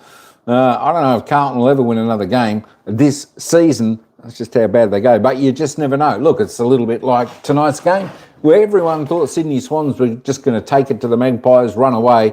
About $1.20 favourites and just, or $1.12 favourites, somewhere there. It could be the same with Carlton Western Bulldogs. You just never know. But the Bulldogs in reasonable good form, you would think they would take that out Saturday night. And, of course, Sunday, we've got 3 games to round out round 10. Of course, Essendon taking on Fremantle at the MCG. We're expecting for Addy G a big win to Essendon come Sunday against Fremantle. We will see. What do you reckon, Paul? Do we reckon Essendon will beat Freo? I don't know. I tell you what, this is another interesting day, a game that could go any way at the MCG. But be serious for a moment, folks. We do expect Fremantle to win that game. But hey, keep a close eye out on that one because that could be an interesting one. You just never know. And of course, Sunday afternoon, 3:15 p.m. And the next game is at Marvel Stadium, where this is going to be a percentage booster for St Kilda They take on the Tigers. The young Richmond side, you would expect St Kilda to have a good win over Richmond. And, of course, to round out round 10, we're going back to Optus Stadium over there in Perth. I tell you what, this is going to be another fascinating game. Might even cover the last half of this game. West Coast Eagles taking on the GWS Giants.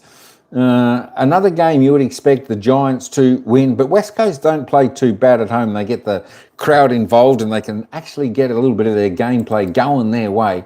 So it's going to be really, really interesting. So that's going to be pretty good. We've got 3 games coming up tomorrow for football fans out there, and of course 3 games on Sunday. I tell you what, you got to love footy. You got to love footy. There we go. We're about to head back down to the ground. Let's head back down there now because the umpire's about to bounce the ball for the second half, whereas the Magpies by 21 points. Go Pies. Can the Magpies maintain the range? Throw up in the centre. Grundy with the tap to go in Warner and Blakey. Forced to kick. Scrappy ball met by Jordan. Heaney. Curnow.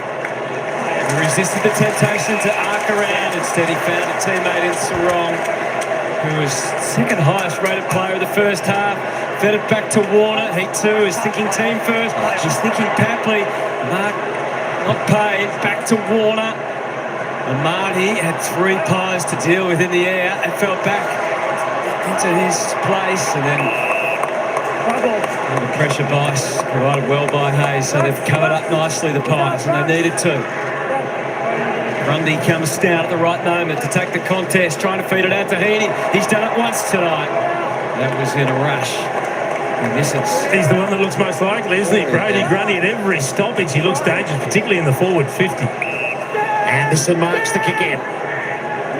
De Goey gets himself moving. Couldn't quite hang on, so that was risky keeping it in, and Curnow outfoxes him. Has support too. Rosas with the runners going by, just missed, just dwelt on it a moment too long. Nick Dacos and McCreary sorted out for the Pies. There's no obvious way forward, so out to the wing. On the stretch is Hayes. It's a really good kick from McCreary in the end. Both Dacoses went by, he gives to Josh. Checks the kick up. West has had his moments. So we've got to be very careful. That wasn't one of them. No. There were 3 Swans filling the forward 50 zone, so... It was a moment, unfortunately for him, but not a great one. And now the Swans try and punish Marty Frampton in front of Curnow. And he does win the day, or at least that battle. Dacos back to Billy again. Not sure if Parker was expecting it. He knows he's got it now, and Blakey's got him. All parceled up. Quickly, the Lizard takes off. And right at home. Is he the man that can get this Sydney party started? They've kicked the last 3 and cut the margin to 14. Oh, it's a brilliant finish, isn't it? He's the sort of player that can really get the Swans up and running, but it's one thing to give away a free kick. You can't go to sleep once you've done it. And they allowed him to play on and run to in range. So, yes, he tries to do a little bit of a blind turn, so you ping, that's okay. But vigilant on the mark. Don't sit there complaining to the umpire. All of a sudden he runs to 50 and kicks the goal. It should not have happened. They had him outside his range. First little slip-up for the Pies defensively. Harvey Norman replays a bad one for the Pies. There's some red flags just already. I think they would have taken some red flags into half-time. And Nick Blakey's had a fair bit of the ball, but hasn't had a major impact. He's going to be important as he was on that occasion. Sydney looking to really gain some momentum here. Steen's got other ideas. Get it for Nick Dacos. What a dainty touch that was. Hayes didn't quite manage the same. A real scrounge for it. Did feed it up though, and Crisp gets a wonky ball inside 50. It should work. Long dropped the mark that he really should have taken. Still they go towards the teeth of goal. West pushed away by Everett. Ball handling is critical, isn't it? It's clearly really difficult. Well, it's difficult, and Collingwood were, and certainly in the first quarter, making the most of those opportunities, taking those marks, generate shots at goal. Got to make something of the field position. Long's going to have to ruck against Grundy. All about what happens underneath. Grundy back to the boundary. Did you get away with that? So we've seen Nick Dacos spending a lot of time forward. Now it's Chad Warner, the deepest forward for the Swans. Doesn't the handball change the equation? Well, that's insufficient intent, clearly. You would think, anyway. Do they give extra licence in the conditions, maybe? They're going to pay it. No, they're not going to pay it. He's going on between Wicks and Nick Dacos. He needs to be careful. Good call. Give it away a free kick now, Wicks. Did he push him in the chest, and was it a little bit overplayed by Dacos? That's what Wicks is suggesting. He's saying he got him in the throat. Well, you just know, just stay away from the head, the neck. He kicked one from a very similar position earlier in the game. 6 goals, 13 for the year coming in. Already Some amazing feedback over the fence here. There's a bit of Collingwood support in the house. We're right behind Nick Dacos, plenty, thinking the other way. What's he got? It's not a goal. There's multiple leapers. Steen, a heavy landing, and the Lizard amongst 4 of his teammates just quietly builds him through. It's a bit of an anticlimax. Here's a quick look at it. I think he played it up a bit. Collingwood's last goal coming early in the second quarter. They've now kicked 6 behind since. Yes, Blakey changed the angles mid-ball drop. He loves doing that. Just across the body. Edwards takes off. Amati and Curnow are the 2 up the line. Frampton had good position. Collingwood reasonable representation. Crisp. Josh Dacos taken high. And Curnow wants seconds. Come on, stand. Sydney crowd turning on the Dacos brothers. Where to is hard to solve. It has to be a contest down in the wing. Free kick over against Dacos. But Nick Dacos tried to stinch 50 there. He did. Very smart play. Didn't quite get away with it. Steele's going to give it to him. Nick pops it over the top to De Goey. Checks the kick carefully for Elliott. Should have won one more. Long's in the pockets. He's seen him. He couldn't quite find him. Heaney and McCartan nutted out. Nick Dacos still well set though. The repeat entry coming. It's coming all right. Where's it going? Steen calling for it at the top of the goal square. Grundy for company for him. Tucked into the pocket, and he's got loose nicely. Boss taking the mark.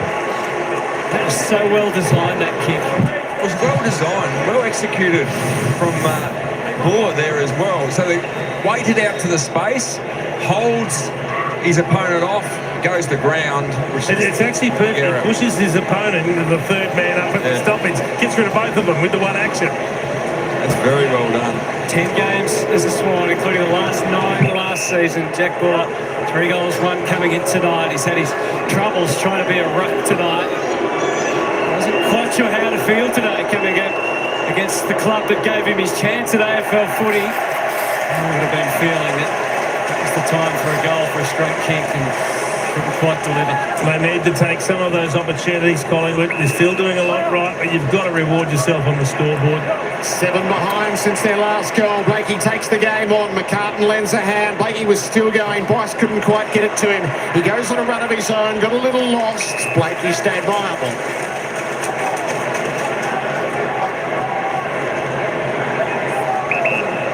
Coming up for disposal number 24. Expansive on the switch. Melican. Edwards has made good ground.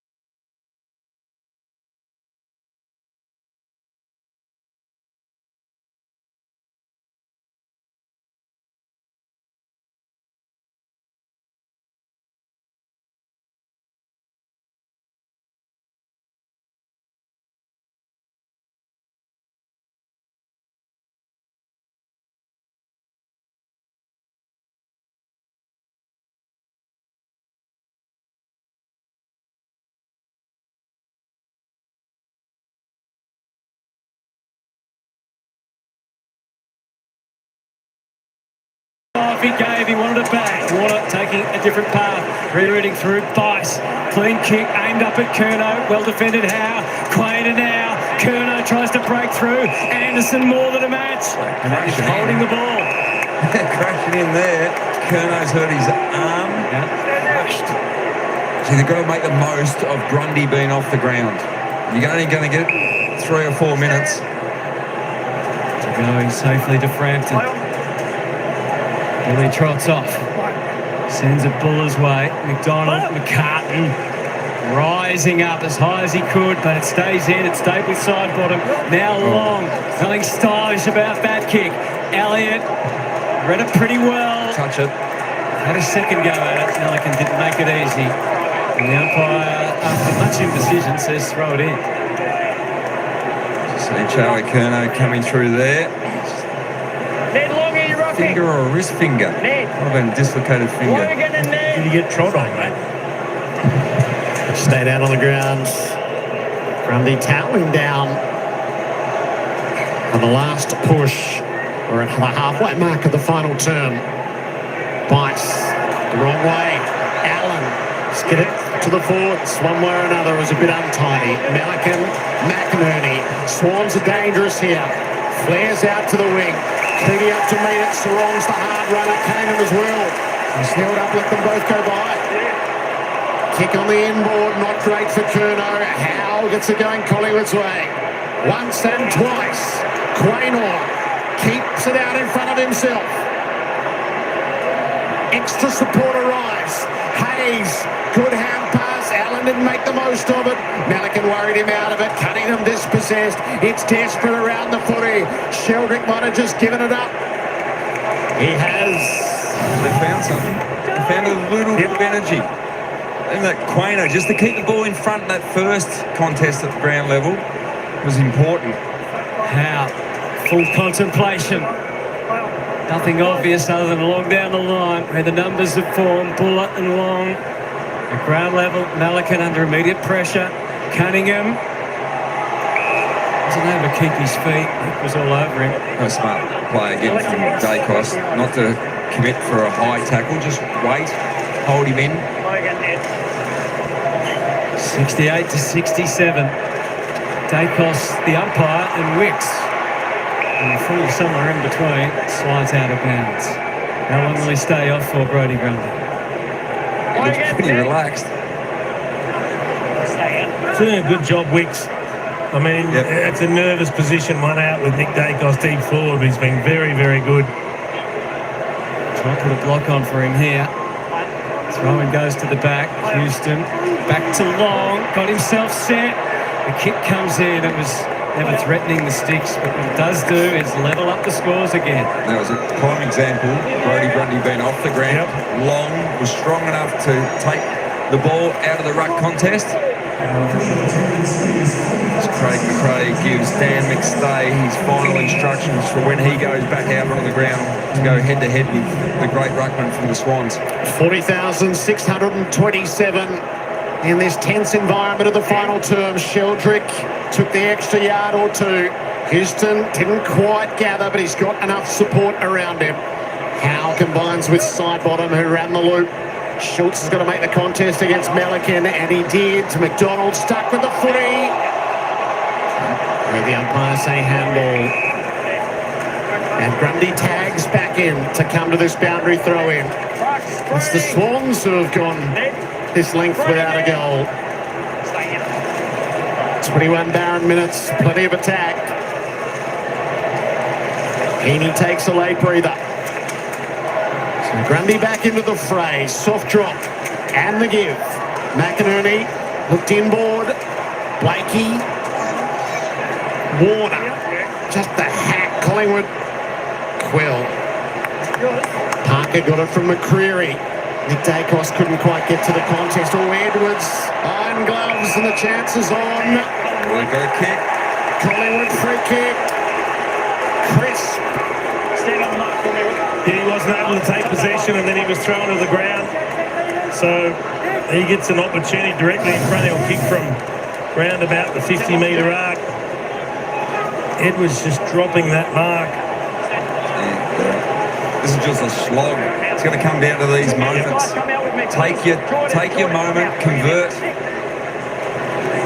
Jack Crisp has kicked critical goals at junctures in his career. He has 99 to his name as he lines up here to return Collingwood to the lead. He does by the minor margin. It's as good an opportunity as they've had. You've got to take those. Last 7 minutes, they are back in front. Blakey takes off. He's had 2 bounces. Always takes plenty of catching. Gets them to the wing. Contest, McDonald and Frampton both had a piece of it. Frampton first and then McDonald. McStay still struggling to get on the ground. Grundy grabbed it. Lloyd paid himself the mark. The umpire didn't. Wicks in a hurry. Frampton had a look at it. It leaked out the back. Howe had the accommodating bounce. He's kicked rather blindly and quickly. He had a little bit more time than that. But the pressure does funny things. With 6.5 minutes remaining on a damp Friday night at the SCG. Yeah, he's got to go back 5 metres. The boundary umpire's calling him back. He takes off. Lloyd sends the Swans. They're searching for a mark. Grundy couldn't do it in the air. And there's no way out. Although quick kick, Rosas. Could have been. It's hit the behind post. So it's not a score if that is confirmed, and it is. Collingwood might have preferred that. As it is, we know that there's danger everywhere. And the added element of Houston having to ruck in a mismatch against Grutno. There's confusion around it. It was long. In the end, Grundy missed his chance. Sheldrick, they get it to the goal square. McDonald snapped. Oh, brilliantly summed up. Couldn't do the conventional snap. Back over his head. And they are ahead again by 5. Not an easy thing to do, let you kick it straight over your head like that. You want to have some flexibility about you. I've got a hamstring ache just thinking about it. But that is a handy goal. Forward 50 stoppage. Brodie Grundy involved with short throw. Very short throw. A bit of a fumble. Greasy conditions. And that is very well done. It's such an important goal. Good clean pickup.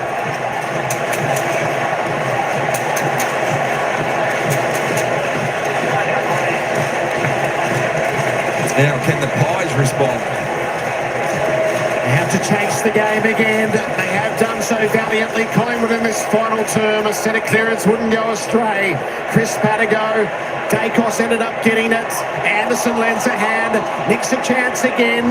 Kept his hands free, Allen. And sideball him. Can he find something deep? He gave it the lob, but it's not quite enough. And Wicks, not for the first time in his final term, repels off the last line.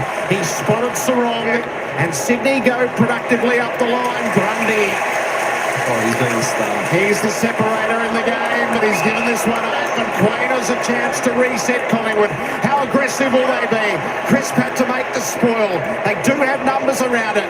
Crisp forges it on, but Sydney's numbers force the overwhelm, and Sheldrick brings it away. Curnow has the one-on-one. He takes the mark a long way out. And Marty's drifted in deep. They've got shallower targets. Warner is unmanned. 40 out. It's a long kick to get it there, though. And he'll go more conservatively. Roses didn't take the mark. Just expecting a little bit of contact, I think. The kick sat up a little high. Opportunity goes begging for Sydney. Who lead by 5. Yeah, they'd love that to be 7, huh? They want to get more than a goal in front. Anderson watching Warner. Grundy dictating terms from the ruck against McStay. There was Warner expectant at the front. He still might get it. Sheldrick, and there's a free kick picked out of it going Collingwood's way. Again, well done. Just the experience. Been around for a decade in the AFL, Dan McStay, and just trying to nullify the best he can. You can see Isaac Heaney waiting to come on. I'd pull off the first bloke in the vicinity. Get him on. Frustrations continue for Dean Cox. It's been a problematic night for him, but they find themselves in front. And Someone's had to sacrifice themselves. It's a long run to get off too because all the players over the other side of the ground. Play your role, play your role. If Isaac needs to come back on, Isaac needs to come back on. Listen to the cheer just for running back onto the ground. That's the theatre on a Friday night. Quick kick, Anderson. Contest ahead of the footy. There to be won. Oh, Melican stabbed it out wide off the boot. Now awkward to pick it up as it has been all night from the crease. It's a wrong, clean pair of hands and heels. Down the line, the kick from Cunningham. Clever. Marked by Warner. Decides not to take off. Now he goes. And so do the Swans. This time Roses makes sure of things. Wide out at half forward. Malcolm drives it along to full forward. Curnow. They converge at the play. Snappy Tom. He's off again. Well, you called it well, Hunter. It comes back to who's handling the ball cleanly. McCreary couldn't. They had a 2-on-1 Collingwood, but they fumbled the footy. That allowed Sydney to take it away, and then they just thought their way through it. The kick went to a dangerous position, and Tom Papley is always front and square, just waiting to pounce. Have a look at the positioning. It was absolutely perfect. They've got the numbers, Collingwood. Yeah. They're outnumbered, Sydney, but Tom Papley just puts himself in the perfect position. A couple of the players get caught ball watching, and he just makes them pay. Caught ball watching, and they were in tight to the contest. Papley was the next layer out, so he sits just outside and ducks around Dan Houston. That is a very good goal. Collingwood have got to come up with a quick reply to going Nick Dacos and Chris with their crew in the middle. Grundy was always winning the tap. Heaney, McInerney, Chris got him, wheeled him around. Now Collingwood, all they had a chance. McInerney repelled. Warner sets it up. Papley will get it again. Nudged out of his hands by Houston right at the end. Forces the ball up. Another fumble, trying to pick the ball up. Collingwood, they fumble it, and McInerney's lying on the ground, and it just comes back to him. Pies have got to come up with 2 goals to pinch it now. McInerney around to Rosas. Has support from Sarong. He'd come up with a deep entry. He checked the kick from Marty. Great spoil, Parker. McInerney followed it in. Swans have got the numbers on the outside. Rowbottom couldn't get it to Lloyd though. Side bottom, and Howe, with all his experience, finds Josh Dacos. They'll need everything they have, all their attributes, the experience, the skill, and the composure, and the enthusiasm of youth. No steal. Waits a beat or two at half-back. It's an up and under kick. It's a heck of a task to try and mark that thing. Mills with the spoil, McCartan, Blakey just thrusting it forward, knocking it clear. Heaney, you can hear the crowd's mood change when he goes through the footy. It changes again though on the fumble from Lloyd. He's been able to... Connection, where Katoa can sometimes... Jesus.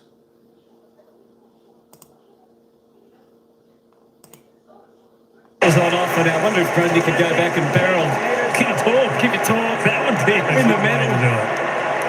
I don't think so. He has shown it. Well, he's getting goals this year, though, hasn't he? He's conned the umpire. If the umpire thinks he's having a shot from 70, make the distance. Rodney Grundy. The goal here will finish things off. He just sets it up. He'd love it a Marty Mark or maybe a Heaney moment at the back. Heaney's still there or thereabouts. Rowbottom at his 150. It might be Papley again. Papley again. No, it's touched on the wrong side of the post. Well, they've run this out really well, Sydney, on the ropes for much of the game. It has to be expansive now. Anderson spoiled by Lloyd. Big ball to win. Lloyd, Warner dispossessed. Goes again. McCreary ran interference. Ball loose for a moment. Parker to Goey. Now, what can they construct coming forward, Collingwood? That's a pretty clever kick. Anderson to the deliverer. Elliott's the target. He shoots. He does.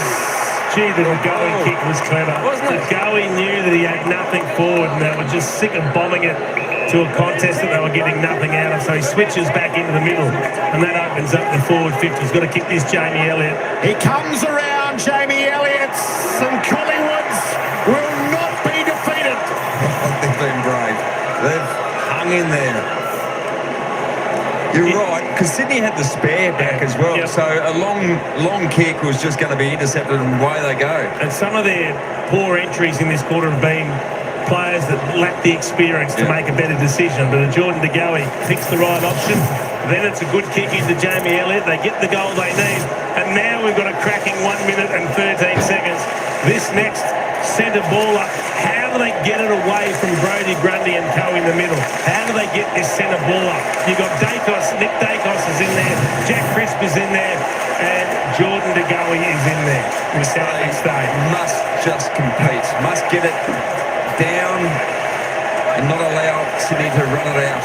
Pies had a draw just 2 weeks ago against the Hawks. Can they find a goal out of the middle? They've given so much big centre clearance. Heaney and McInerney take it to relative safety. It's in Lloyd's hands. The choice is to go short, maintain possession, and ask more difficult questions of Collingwood. Jordan been chasing Dacos all night.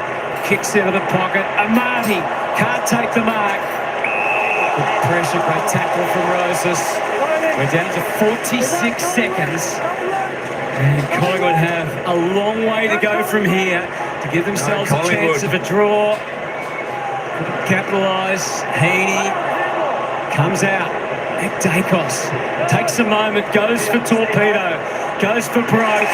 The Swans are on guard, and McInerney takes the mark, sends it forward.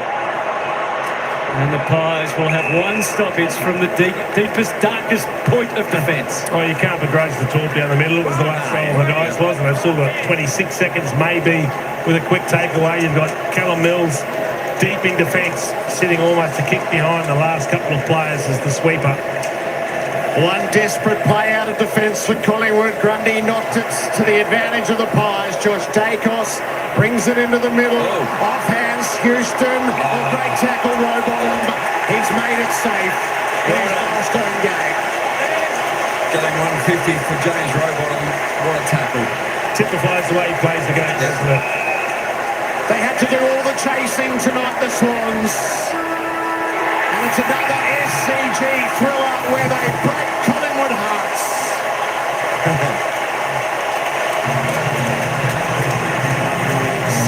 6. What a display from Martin Brook.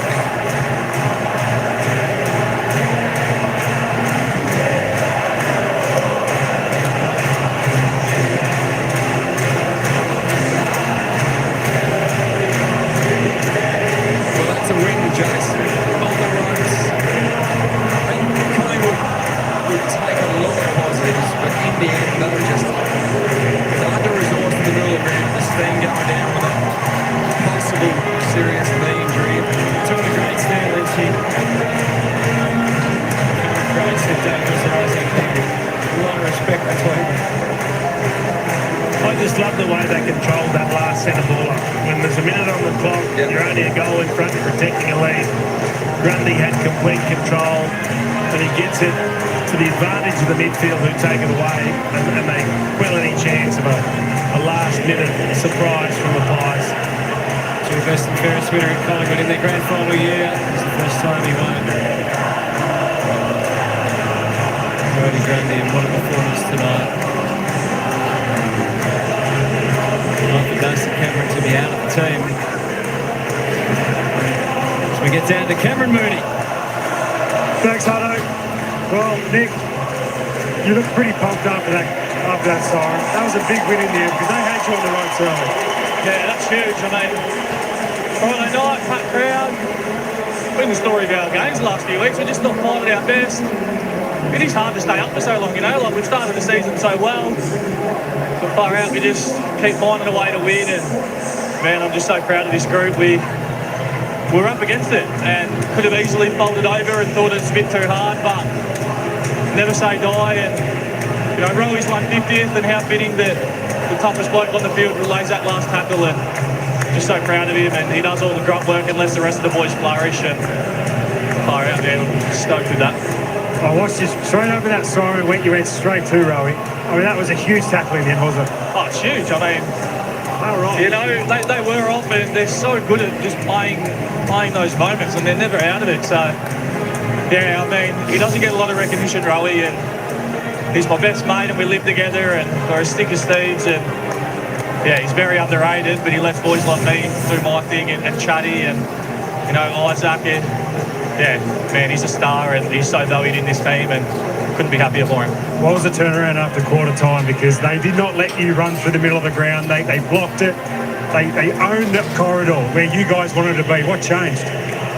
Yeah, I think teams are doing that now. You know, we've started the season so well, and you know, everyone says it's our only avenue to score, but we find different ways, and we train bloody hard at both aspects of our game. You know, like it felt like we lost during the week, to be honest, with the reviews that we had. We just weren't up to standard, and it didn't look like our type of game that we usually played. And to bounce back like that, it was ugly, but you know, we find a way to win, and just so happy. You fell down over here, hurt your shoulder. You hurt it last week. It's okay. Yeah, it's all right. It's one of those things that's going to be sore for a bit, but as I said last week, when you got nothing on you, that's what happens. Hey, who cooks out of you and Rowie? I'll say myself, but it's definitely Rowie. I'll do nothing. Mate, you might have a medal. Go over there.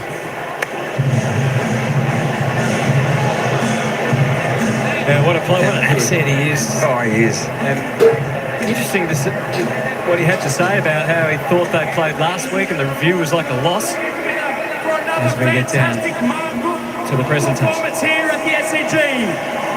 The Sydney Swans victorious over the Collingwood Magpies in a scintillating performance. Before we call up the winning captain, I'd like to welcome the living legend that is Michael O'Loughlin to come forward and present the Goods O'Loughlin Medal to the best player on ground.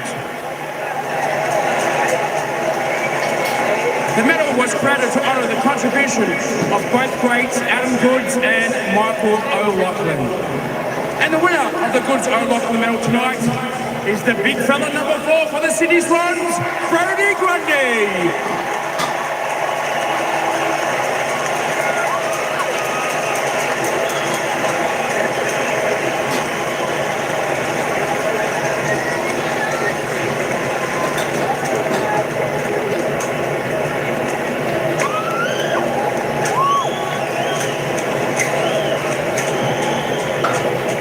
First of all, thank you to Collingwood.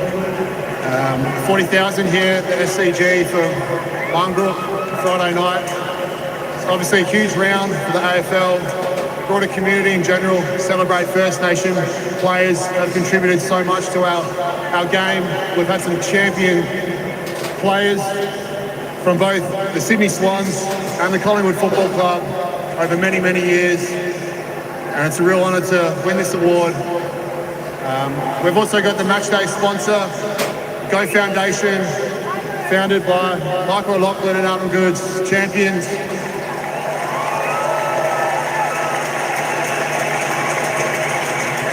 They do a power of work to empower through education, which is fantastic. I encourage you to have a look, our matchday partner. Thank you so much, 40,000, go Swans.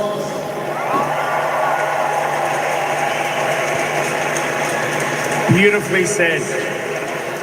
And now to present the Martin Book Trophy to the victorious team, the Sydney Swans, please welcome Uncle Nick Dodson, OAM.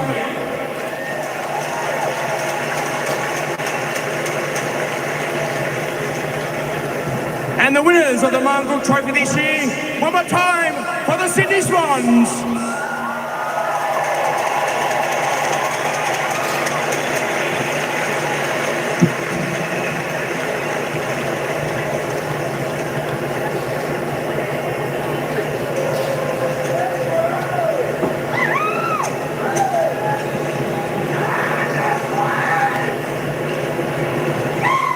Firstly, it's an absolute pleasure to host Martin Brook Ground. Thank you so much for the turnout. Thank you to Collingwood. We respect you guys so much. And this is an amazing round for all Australians. We celebrate our First Nations brothers and sisters. And to our boys in the football club, so proud to represent the Bloods on this round. Thanks for turning out, everyone.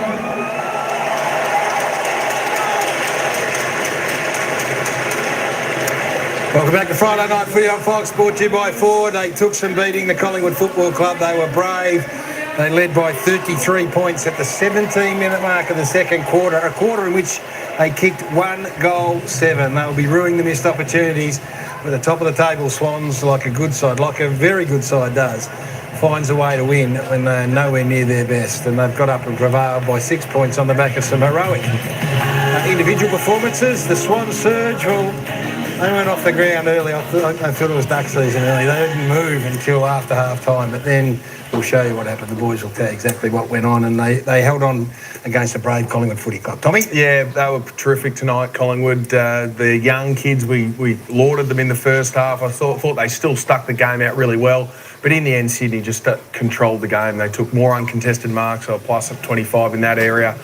In the second half, they started to go more around Collingwood. They wanted to set up through the middle defensively, really sound in that part, and they did. They just controlled it. They found a different way to win tonight. Oscar Steen goes down. He's no Darcy Cameron tonight with injuries, and ends up being Brody Grundy's Goodzo Lachlan medal.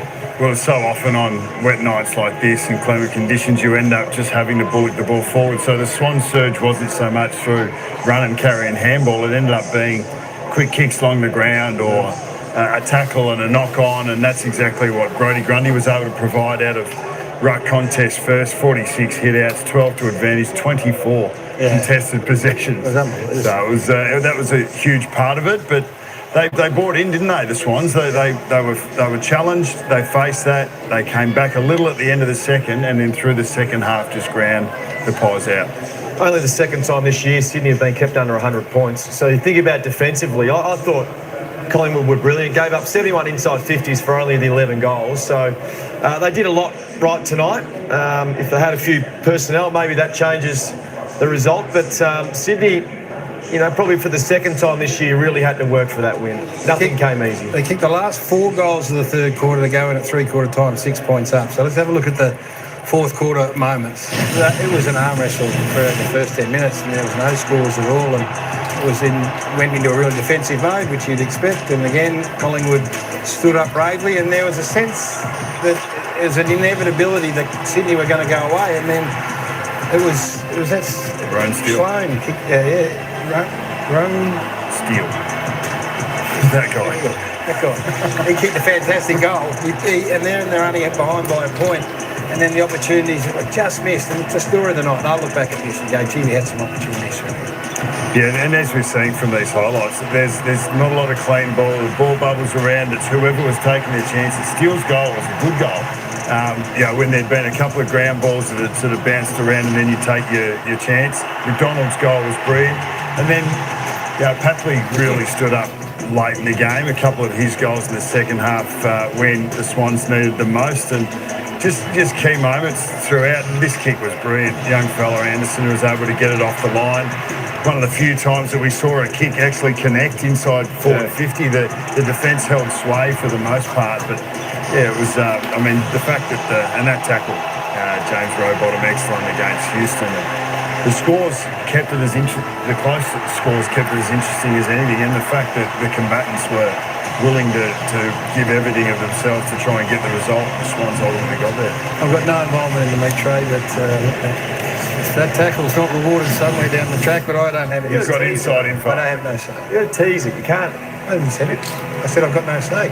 You've picked a couple of shockers with blokes this year, so you could go anywhere. I played that fairly on And Johnny Brown, he rings through every now and then. He hasn't sent through one tonight, so it's up to you two boys. And we'll get the meat tray winner on the headset very shortly. We'll talk to one of the superstars of the night. And right now, as I said pre-game, Dean Cox's first year was hard work. They were 3-6 at this stage.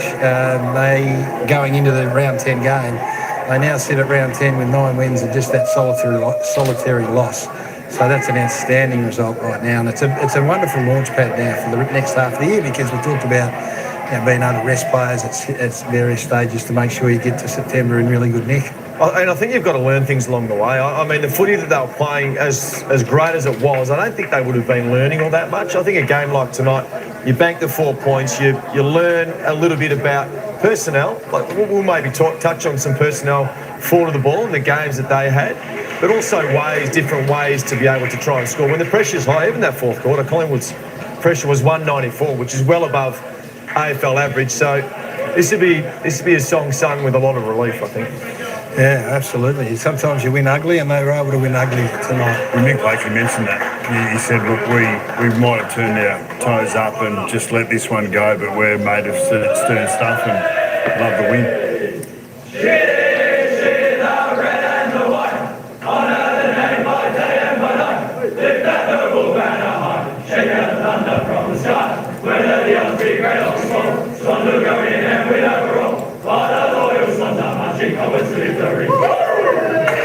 right, there we go, folks. Sydney got up thanks to the umpires, and of course the Pies not handling the wet ball by a goal, 81-75. Before we wrap this one up, we'll run you through the goal kickers. Why not? Papley and McDonald got 2 for Sydney. Warner, Sarong, McInerney got 1. Isaac Heaney, Grundy, Curnow, Blakey got 1 for the Pies. Nick Dacos 2. Charlie West, Rowan Still, Lockie Schultz got 1. Ned Long, Will Hayes, Jamie Elliott, Angus Anderson got 1. The top disposal getters, Nick Blakey 39, Brody Grundy 34. Best on ground, McInerney 31, Isaac Heaney.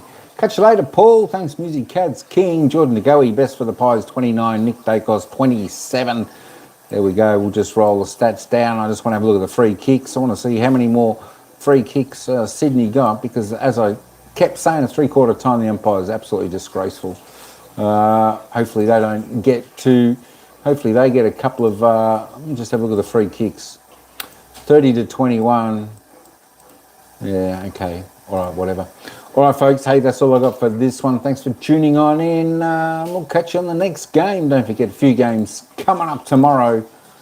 Where are they? Where are they? Where are the games? I'm just repeating the other game. The Gold Coast Suns defeated, well, they will defeat Port Adelaide. It's 14-7-91. 7-9, 51, 40-point leaders over Port Adelaide up there in Darwin. 9 minutes into the final quarter there. Don't forget, games tomorrow. Adelaide, North Melbourne. Melbourne, Hawthorn, and Carlton, Western Bulldogs. Never know, we might cover 1 or 2 of those. We'll just have to wait and see. All right, folks, thanks for tuning on. Until next game, ciao for now. See you at the next game.